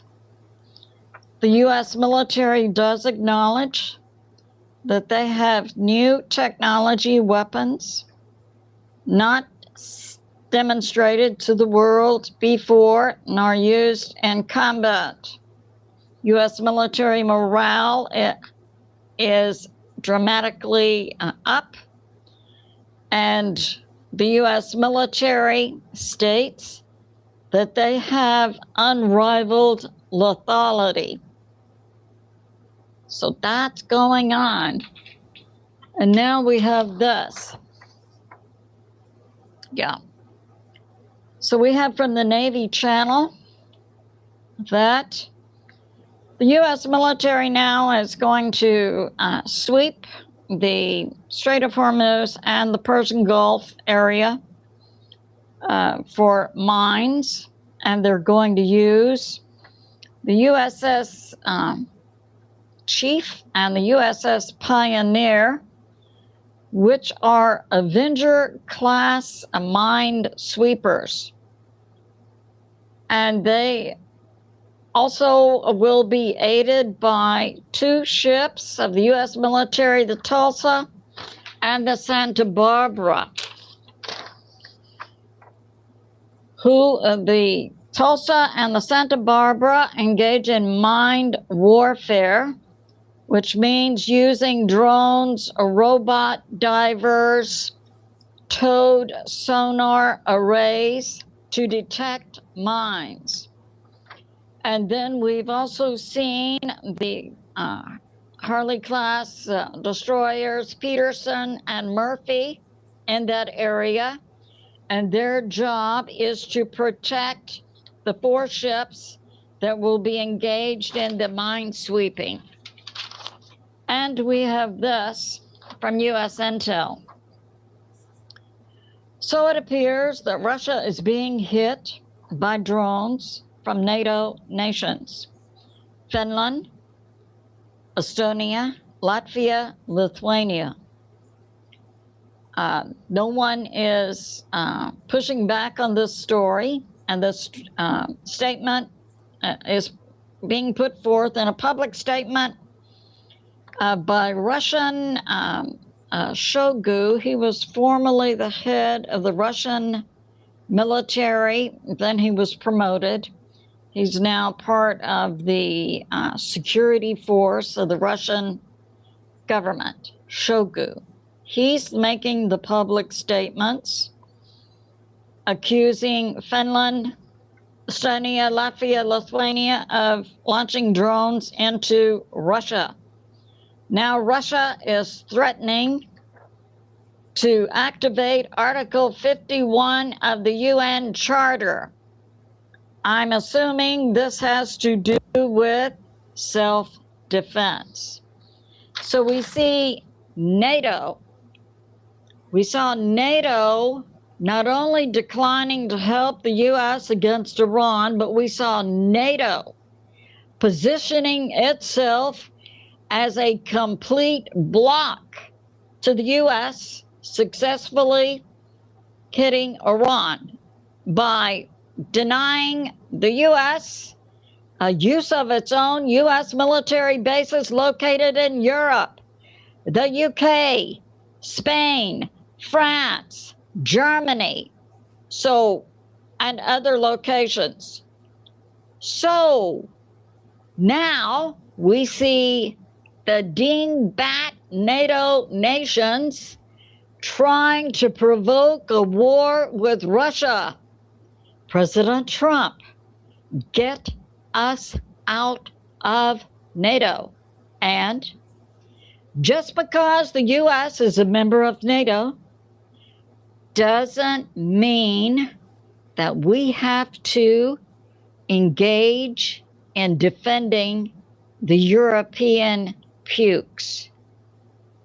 That's in the NATO Charter and Treaty. And we know Article 5 of NATO, if one nation is hit, the other nations come to defend. But the NATO nations that come to defend, that decision is left up to the individual nation. So you European pukes who are trying to activate a war with Russia, believing that you can drag the U.S. in to defend you, if I were you, I would think again, because the American people now don't want anything to do with NATO. So Europe, NATO, shut up. We're not going to war for you. So that concludes my update. And we can see President Trump acting as a juggler. We have ET information coming out. We have declassified documents showing just how dirty, stinky the Dems are. We have declassified information showing, yes, that 2020 presidential coup involved the Dems, the rhinos, and many nations.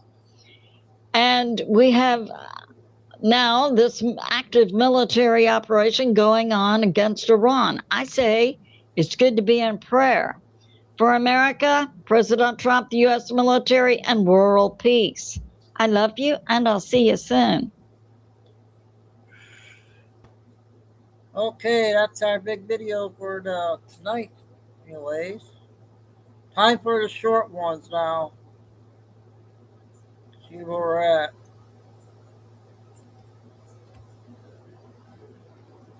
We got a Q video.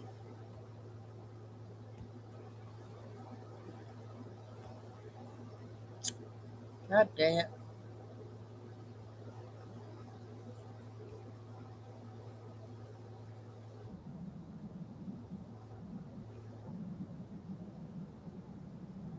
That's fine. Can I try to send me this red muscle car? That's the shot. What's up, family? Welcome back Out of the Darkness. I am Q. So I know that most of you guys really don't like when I talk about dirty Republicans, and I understand that, but I'm going to continue to call out Republicans that go against Donald Trump. Any Republicans that are going against the Trump agenda, you can disagree with something that Trump does, but when you go against the will of the people, then I have a problem with it, and I'm going to call them out. So we got a situation that Donald Trump suspended temporary protected status for over 350,000 Haitians. These were people that were here for no reason. The Biden administration allowed them in. They shouldn't have been here. And in many cases, they are destabilizing neighborhoods, destabilizing communities, and they're not fitting, they're not assimilating. Okay. And I've said many, many times, if you immigrate to this country and you are not looking to assimilate, then you need to not be here. And that's as simple as I can possibly put it. But I don't care so much about Democrats who do ridiculous things. I expect them to do so. But what I do care about is people who come and ask for our votes as conservatives and then vote along with the Democrats and go against the agenda that all of us voted for.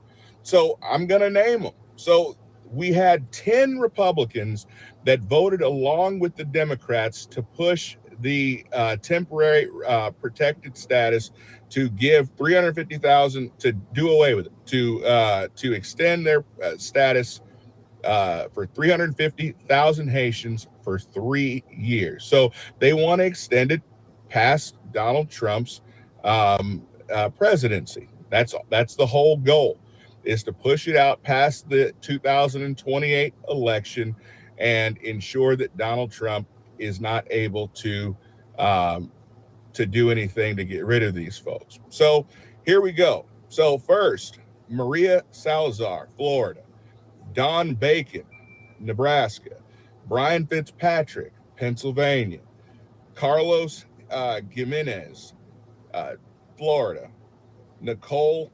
Miliatakis, New York; Mario Diaz Ballard, Florida. We've got Mike Lawler, New York; Mike Turner, Ohio; Rich McCormick, Georgia; and then Mike Carey, Ohio. Notice anything interesting there? The interesting thing is the majority of the people who voted along with the Democrats were people who were coming from states that Trump won, which means they ran on the heels of Donald Trump, rode on his coattails, and then attempted to stab him in the back and stab the American people and their constituents in the back. And that cannot stand. Now, I'm saying all this because these people played themselves, because this is not going to pass the Senate. I do not believe the Senate is going to go along with this. And even if they do, I know that Donald Trump is going to veto it.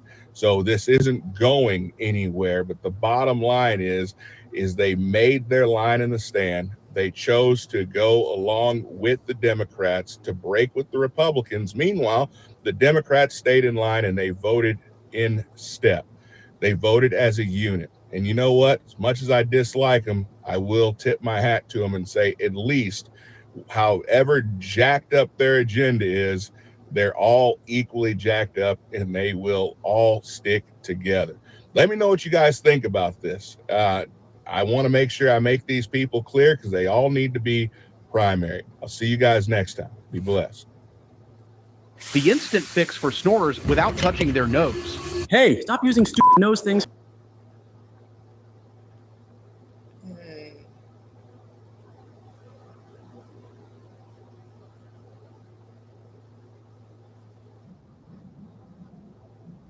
$11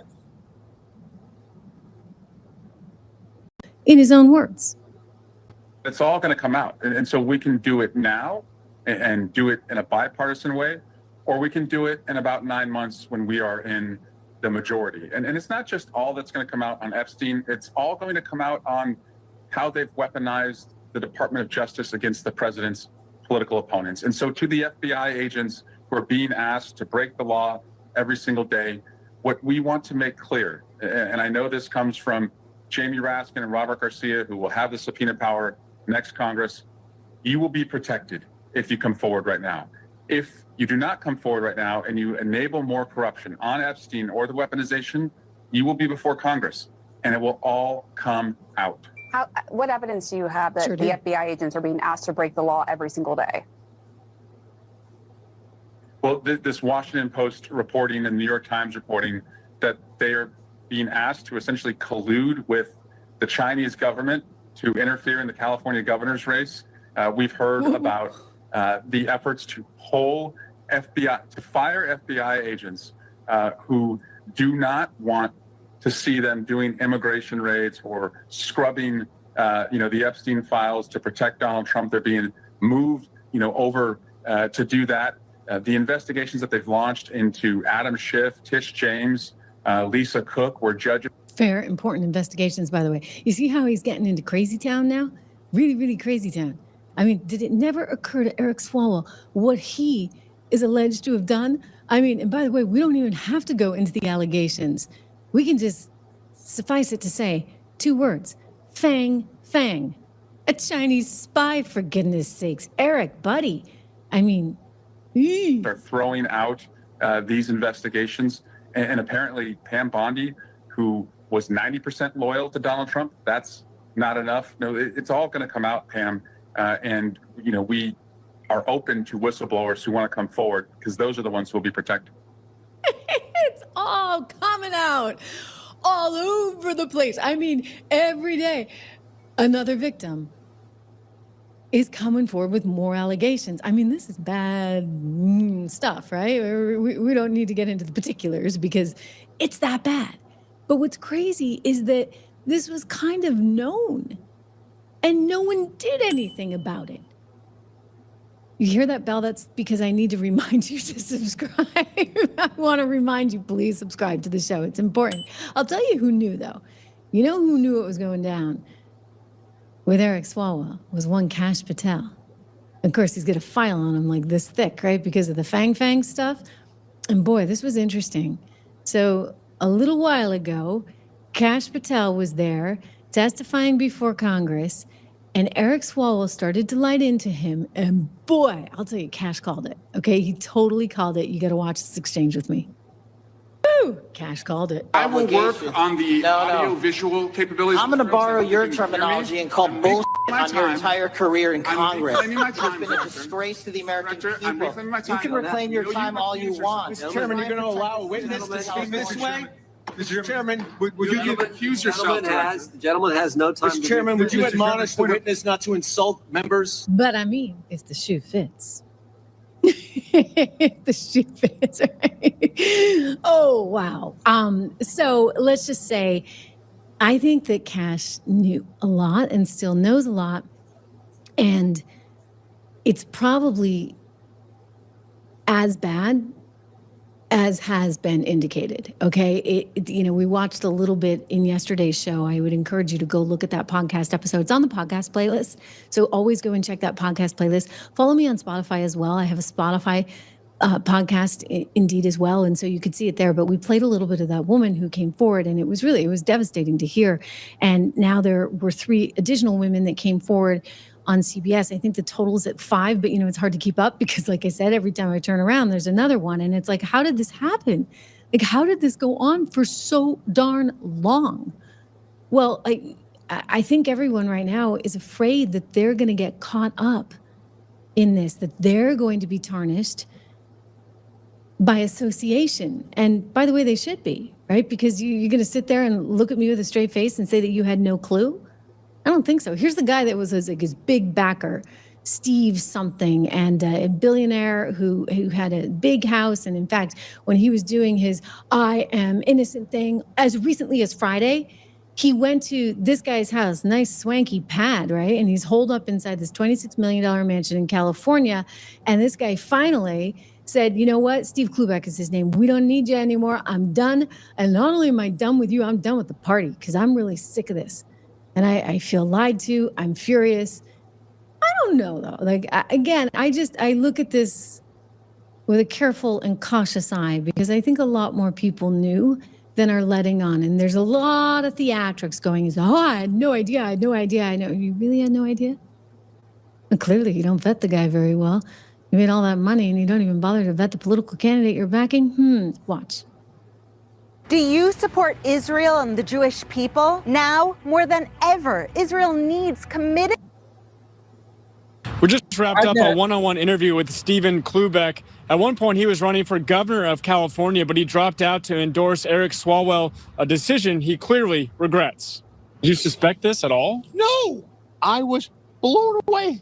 A political explosion. Like blown away. Billionaire Stephen Klubeck, once a major donor and supporter of Eric Swalwell, now publicly turning on him with rage. Mad. Amid sexual assault allegations. I am no longer a Democrat. I'm now a libertarian Republican, because that's what a blue dog Democrat used to be. A lot has been said about me today through anonymous allegations. Swalwell posting this video Friday from Klubeck's Beverly Hills mansion, pushing back. These allegations of sexual assault are flat false. But since then, the fallout has only intensified. The Democratic frontrunner for California governor dropping out of the race, resigning from Congress, and being kicked out of Klubeck's home. And I said, pal, you busted the trust. I'm disappointed and disgusted. Get the out of here. Now, a political scramble with 2 Republicans and 7 Democrats all fighting for the top 2 spots in June. Yeah, so it'll be an interesting race. But the guy who is the leading Democrat now fully out of it. And what's fascinating is how willing the Democrats were to toss him, meaning perhaps something more was about to break. I mean, just think about that, right? Why would they be so willing to let him go so fast? It just snowballed. And I don't think I've ever seen anybody taken out so quickly. I mean, they took Joe out pretty quickly, but that was a long time in the making, right? A long time coming. This one just kind of hit you like that. I mean, all of a sudden, he's gone. And his bestie, Ruben Gallego, is like, don't look at me. I had no idea either. I mean, come on. Like, I really think these people think that people are buying this. And I think if he's your bestie and your friend that you're hanging out with, you might have seen a thing or two along the way. Yeah, might have. Ruben? In the beginning, you said when you first heard these rumors a few weeks ago, that's when you called him. Then you said you've heard these rumors for years. So which one is it, Senator? So I heard rumors of him being flirty. And that wasn't an issue enough for you to not trust him to watch your kids or be close with him? Because, you hear this, and then when you're close to somebody and you know his wife, you see this. You see that relationship. You know that, like, it maybe just isn't true. When you first heard these rumors, should you have acted when you first heard these rumors several years ago? The rumors I heard were that he was just a flirty social guy. That's it. He's just a flirty guy, Who can blame him? He's a new congressman on Capitol Hill, and he just likes to flirt with all the ladies now. There's a lot more than flirting, and I think a lot more accusations were flying out there.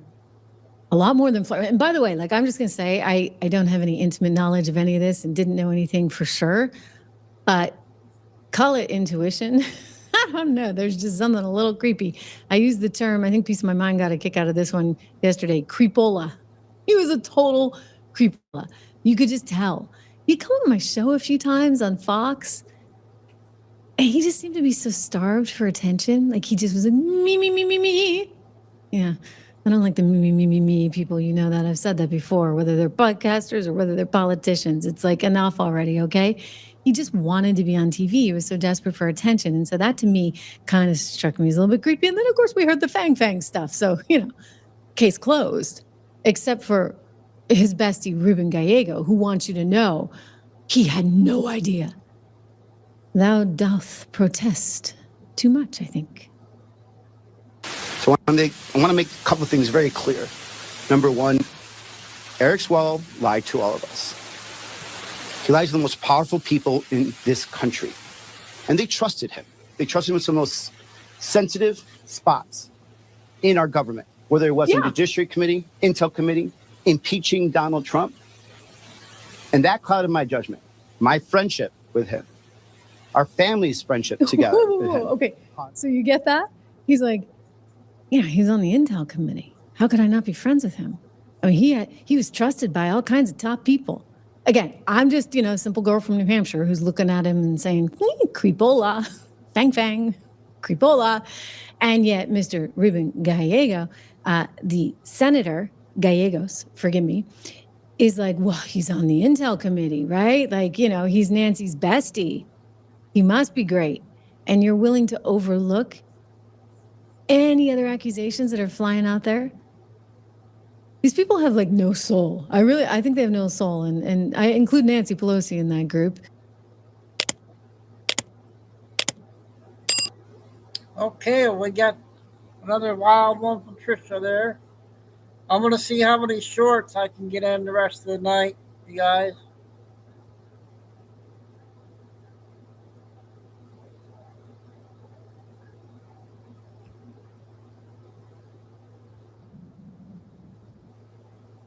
California lady has 3 of them.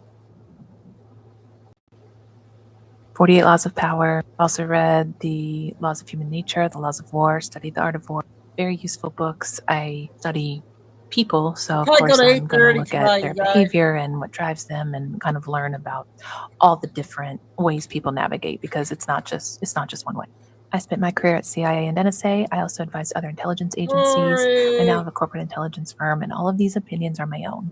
The 48 Laws of Power is a PG version of how real power works. I think we've seen that through my series, or if this is your first video, through the Epstein case in general. Real power networks are much darker, have no sense of legality or morality, and they operate in a different way. So I wanted to take the Laws of Power concept and book and kind of go a level deeper. And so I created 5 dark power laws for us to talk about based on the Epstein case. So let's go. All right, number 1 is that the system, and when I say the system, I mean the power network, doesn't hide the truth. It just buries it under another truth, another story. It distracts. Kind of like, don't look here, look there. I mean, I've talked about it. The victims are a truth, and the trafficking is a truth, but it's the truth that they're hiding something way bigger under. All right, number 2, when someone becomes too dangerous to protect, they sacrifice them for the sake of the network, the system. We see that with Jeffrey Epstein. I've talked about it in some of my videos. I think he became a liability and he had to go. Again, my opinion. All right, number 3, the most powerful people are not on camera. You will not see them in the spotlight. They have puppets for that. So their puppets are in the spotlight. Another distraction. They never want the attention on them. You'll see it play out in politics all the time. And we'll get to what. Shoot. Sorry about that, you guys. We'll get on to the next one. I pushed the wrong button, Kay, again.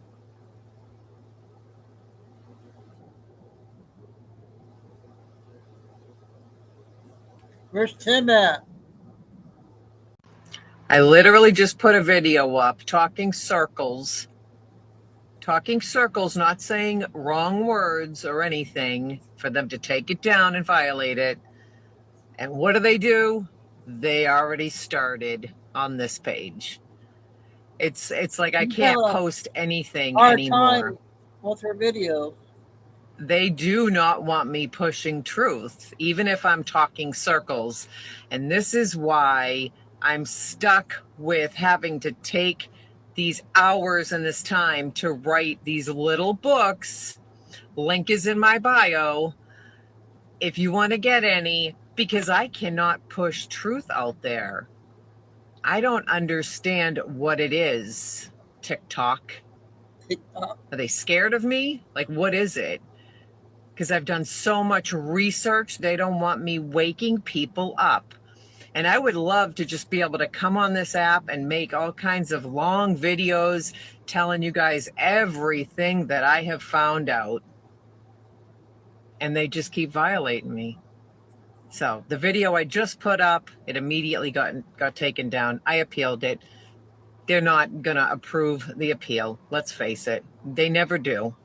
But anyways, this is why I have to do what I have to do to get information out there, is write these little books. And it's pathetic that I have to do that. It really is. I should be able to come on this app and speak. And I still can't figure out how other people still have their pages up and they spew out more than I do. I don't understand it. Anyways, I tried to put a video up. they're getting ridiculous. Oh, there you are, dude. It's going to get to the point where they're going to lose people that even want to come on this app to post anything. And it seems all of these other sites all have community guidelines that you can violate and break, and they can take your pages down. And so it's really hard to push truth out there. That's why I got to do these little books. Anyways, links in my bio if you want to get any. I don't know. I don't even know how to make videos anymore, because that one should not have been violated that I just put up, and they violated it anyways. They're getting pathetic. Anyways, have a great day. That's sad. The funny lady had a video out. She said she's taking a break or something because she's getting just like how this lady is. They're attacking her. I'll keep an eye on her.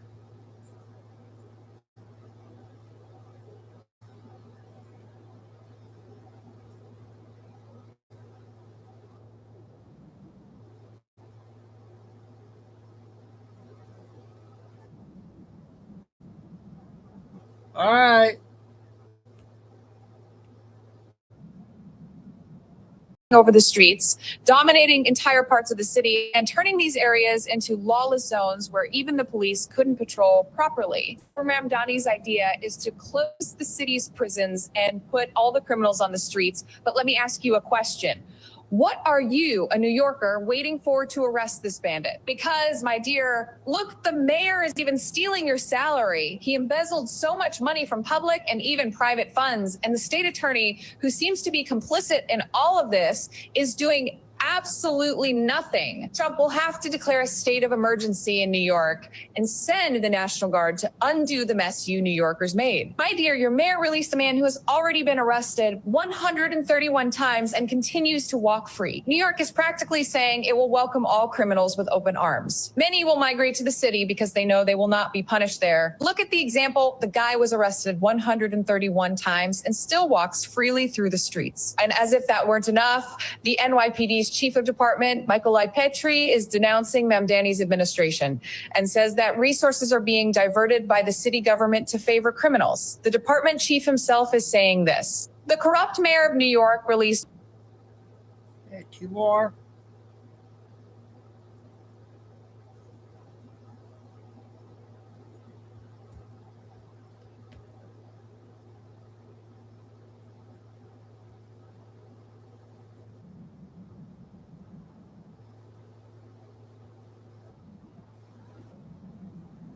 expulsion of Ilhan Omar from Congress, and also sent a request to the DOJ asking for the freezing of all her financial assets, including a luxury apartment in Minnesota that she acquired using millions she stole through immigration fraud. And when she was questioned about this, she assaulted a reporter who asked her about her luxury apartment in Minnesota, pointing out an illicit purchase with stolen money, which would be in the name of her husband's company, Rose Lake Capital, and linked to Ilhan's scheme that diverted more than $100 million through immigration fraud. Ilhan went from $65,000 in debt to more than $150 million.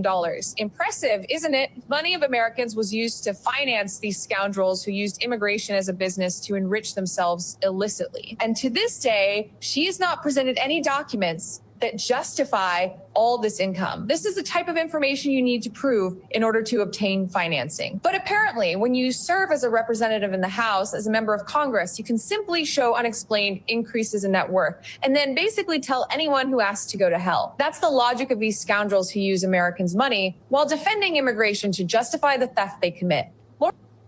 Okay, 1 more.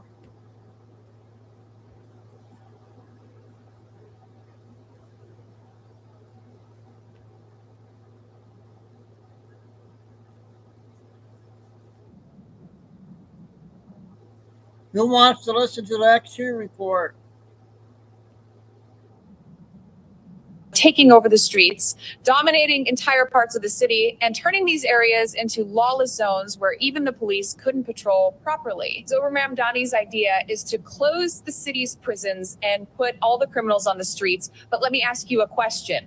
What are you, a New Yorker, waiting for to arrest this bandit? Because, my dear, look, the mayor is even stealing your salary. He embezzled so much money from public and even private funds. And the state attorney, who seems to be complicit in all of this, is doing absolutely nothing. Trump will have to declare a state of emergency in New York and send the National Guard to undo the mess you New Yorkers made. My dear, your mayor released a man who has already been arrested 131 times and continues to walk free. New York is practically saying it will welcome all criminals with open arms. Many will migrate to the city because they know they will not be punished there. Look at the example. The guy was arrested 131 times and still walks freely through the streets. And as if that weren't enough, the NYPD's Chief of Department, Michael Petri, is denouncing Mamdani's administration and says that resources are being diverted by the city government to favor criminals. The department chief himself is saying this. The corrupt mayor of New York.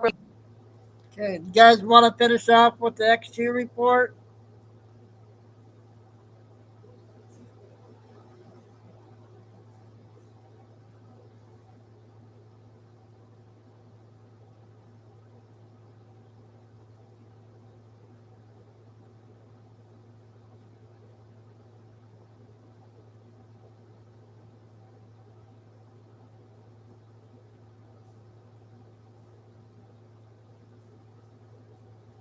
It's 24 minutes.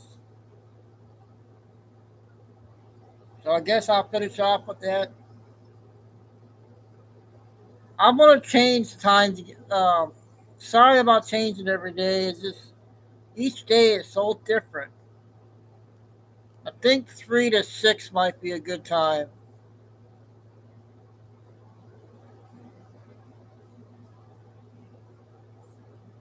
So I'm going to go 3 to 6 for a while.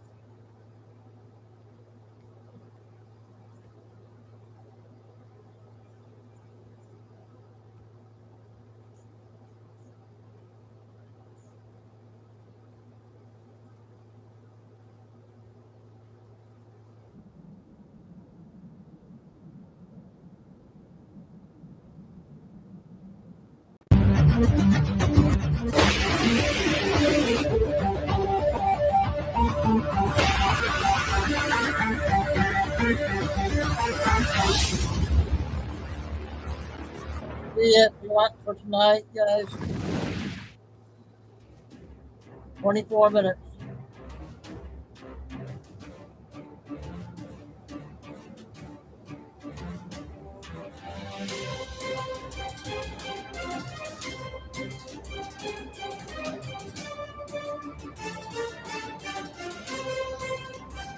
Hi, and welcome. You're listening to the X22 Report. My name is Dave. This is episode 3885 AM. Today's date is April 16th, 2026, and the title of the episode is Green Energy Countries Are Imploding, Trump's Economic System Ready to Take Off. A popular looks maxing streamer said Gavin Newsom would beat J.D. Vance in the 2020 election because Vance was overweight and Gavin is better looking. Then Vance showed up to a recent interview looking completely transformed. Just weeks after the comment, everyone's pointing to GLP-1 type of drug, the same type of weight loss drug that 31 million Americans are on. But here's the thing. You don't need a prescription or a needle to get those results. This is why I'm obsessed with the particular GLP-1 supplement instead of a pharmaceutical override. It uses plant-based clinical studied ingredients like metabolate to help my body naturally boost its own hunger controlling signals. I get the same fullness and fewer cravings without the prescriptions, needles, or the growing list of side effects making headlines. It supports my weight management while protecting my metabolism so I can keep the results for good. To kick off spring, get 51% off only at trimwithx22.com. Every order comes with free VIP coaching for life, a 60-day satisfaction guarantee, and free express shipping with subscriptions. Once again, that is trimwithx22.com,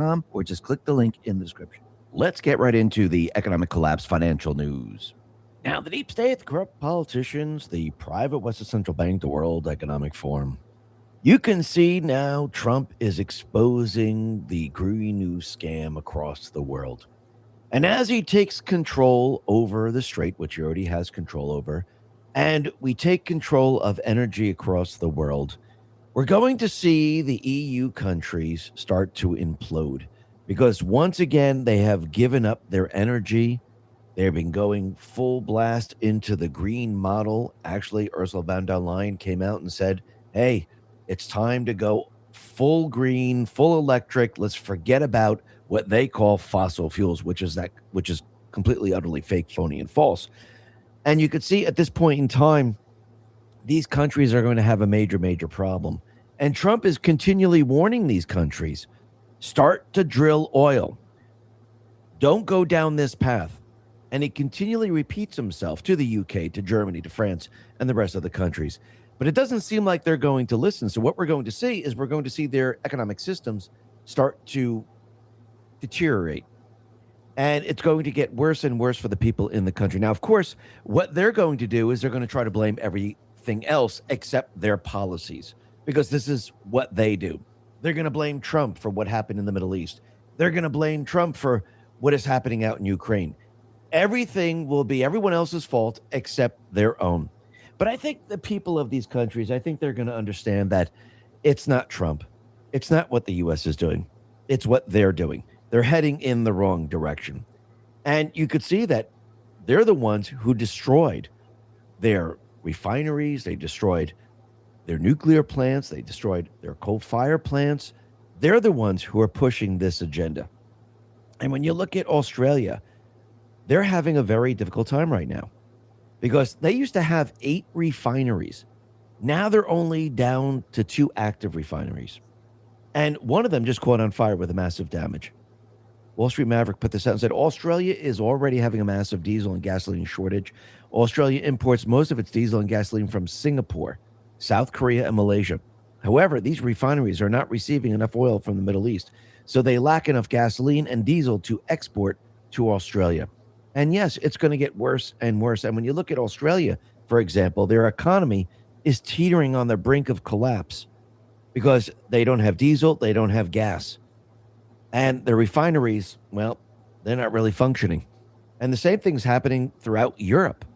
They're going to be having a very difficult time right now because once again, they set up their economies to go in a completely and utterly different direction than the U.S. is going.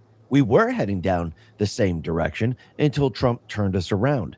Now, since we're heading into oil, gas, nuclear, and the U.S. is going to head in a different direction in regards to manufacturing, production, infrastructure, you're going to see something completely different, and jobs are going to be created, and it's going to be absolutely amazing. While the European nations, Australia, New Zealand, and the rest, while they completely and utterly fall apart unless they turn things around. Now, you have to remember, Germany was the template of the Green New scam, and California was the template of the Green New scam. And you could see that California is not doing that well. And right behind California is New York, because New York is pretty much not, I mean, yes, they're following the Green New scam, but they're going fully, I'm talking about New York City, fully Marxist communist. And it's going to be a complete and utter disaster. Mom Donnie is out there saying, when I ran for mayor, I said I was going to tax the rich. Well, now he said we're taxing the rich. Now, what do you think the wealthy are going to do? Now, remember, the wealthy, I know everyone's like, oh, I hate the wealthy. The wealthy create jobs. They create industry. And this is where people work. So if you're going to tax the wealthy and you're going to tax their businesses, what is going to happen? The wealthy are going to leave. They're going to take their businesses. They're going to find a better place to run their businesses. Less regulation, less taxes, a better environment. What did we see out in California? We saw companies pack up and leave. They went to Texas, they went to Florida, they went to Tennessee, they went everywhere else, and they set up shop in those places. And guess what came along with them? Most of their employees. And what happens? California loses out. New York is going to lose out. It's going to be a complete and utter disaster. And when you think about Mom Donnie's grocery store, and you think about how he's opening up this store, of course, it's costing like 3 times as or twice as much as it should, because most likely they're laundering the money. And you're taxing the wealthy. And the wealthy are leaving, the businesses are leaving, the employees are leaving, but you're opening up a city-run store funded by the taxpayers. What is going to happen? It's going to be a complete and utter disaster. Actually, they tried this in Kansas City. And you know what people saw? Empty shelves all the time. And then the store closed down. Amused put this out and said, Kansas City taxpayer-funded grocery store turned out to be a huge success in teaching residents that socialism doesn't work. Shelves empty, food rotten, and rampant theft. Because once again, what do you think people are going to do? They're going to come in and take as much as they want. And if they start to basically say, okay, you can only have, one loaf of bread, you can only have one, piece of fruit or whatever it is, well, this is going to be a huge problem because then all of a sudden you have rationing.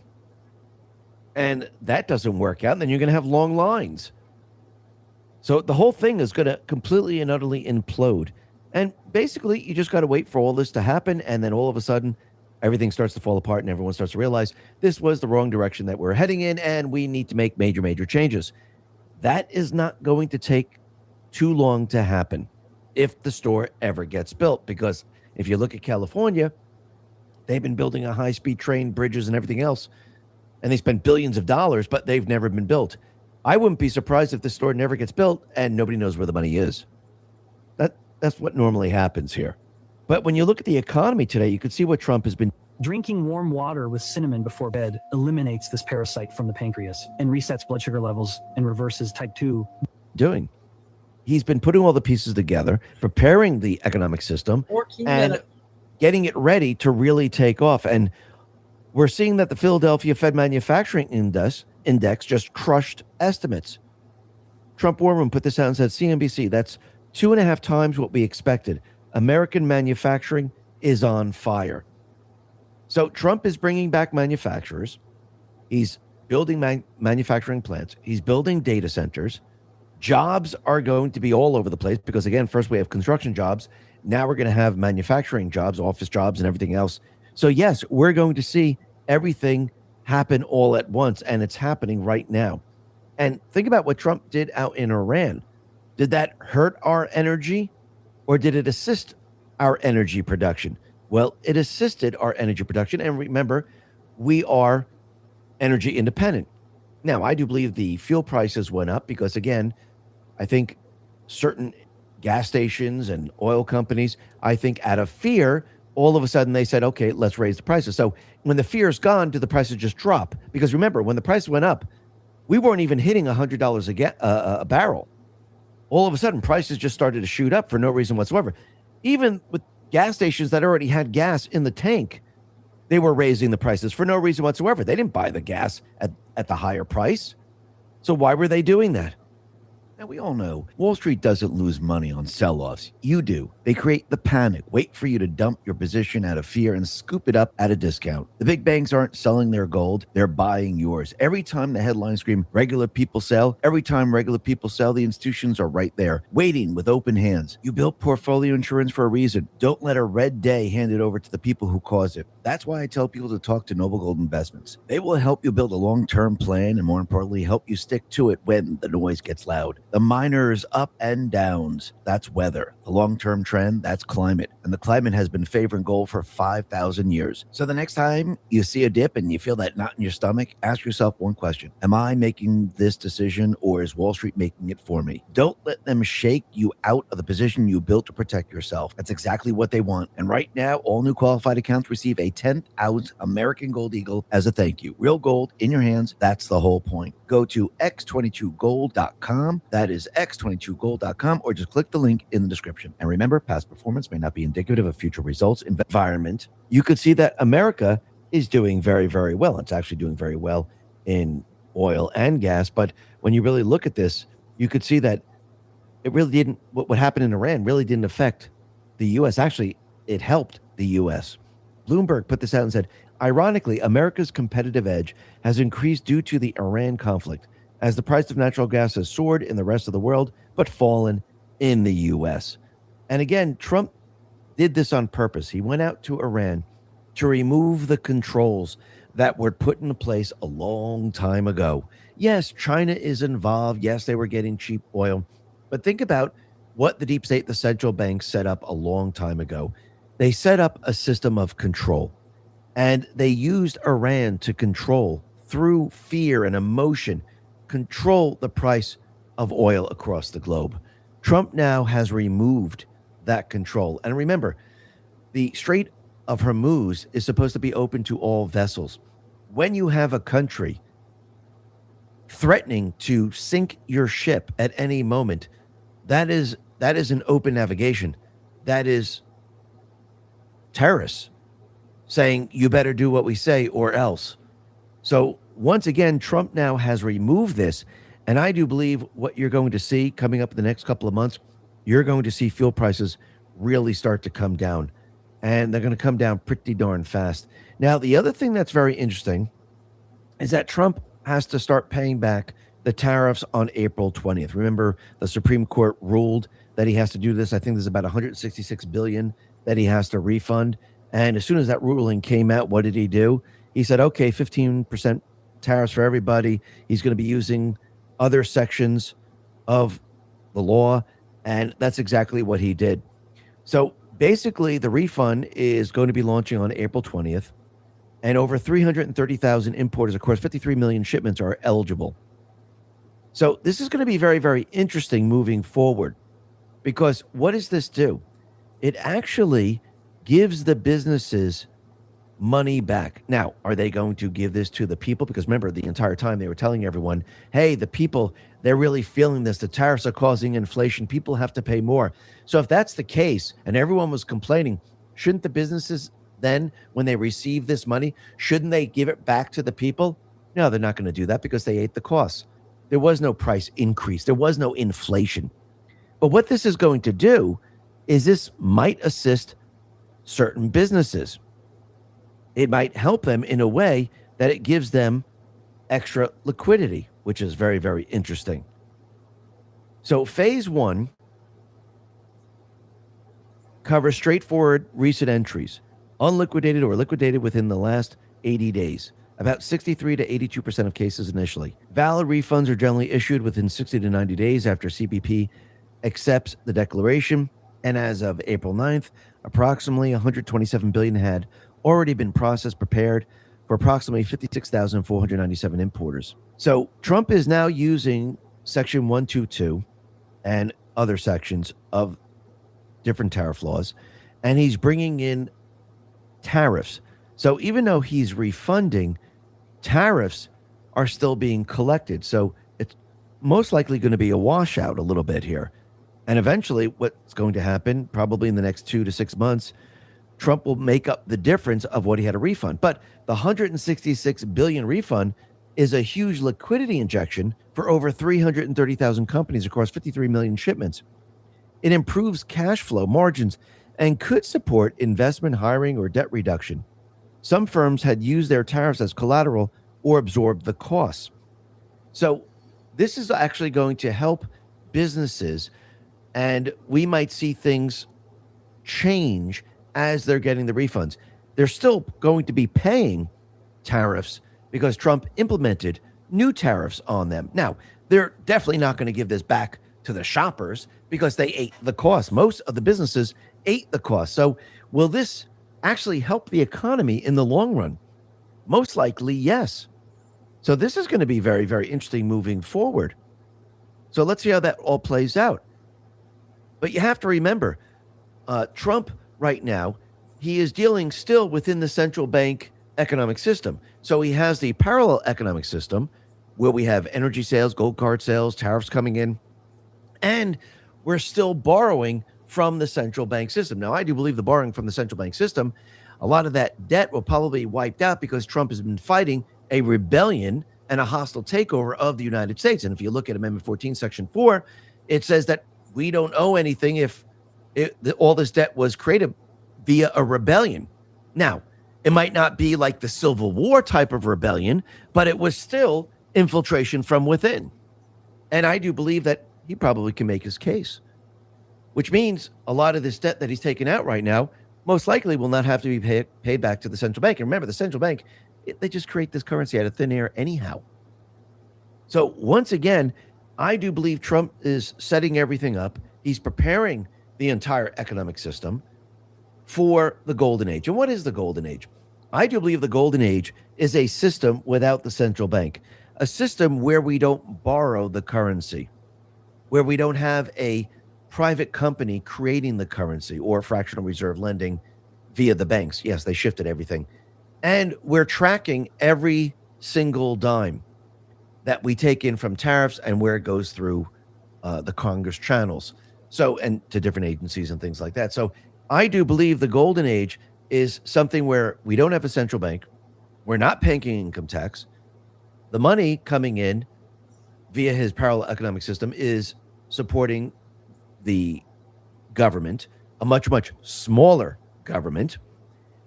This is probably going to go viral. So if you're broke, you need to.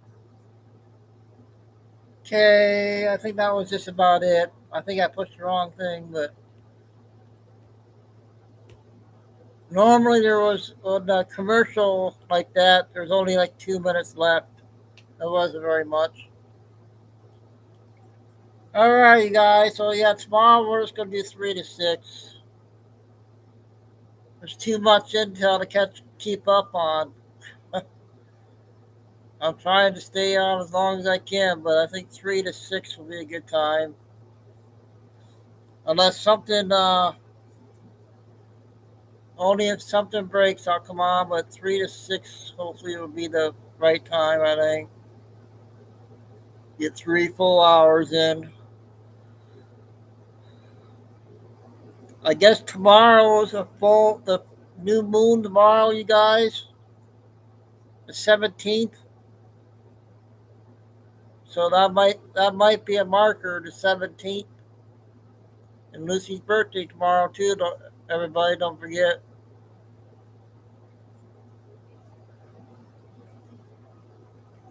So everybody have a good night and happy Friday for tomorrow, and thanks, Bods, and till tomorrow at 3, unless something comes up, if I find anything big videos, but schedule for 3. Stay safe. Everybody stay safe. Be strong, keep the faith. Remember, please hit the like. Thank you. Be strong, keep the faith, and never give up. Full day of Delia, but tomorrow 3 to 6. Signing off for tonight, you guys. Chico dude. We'll see y'all tomorrow.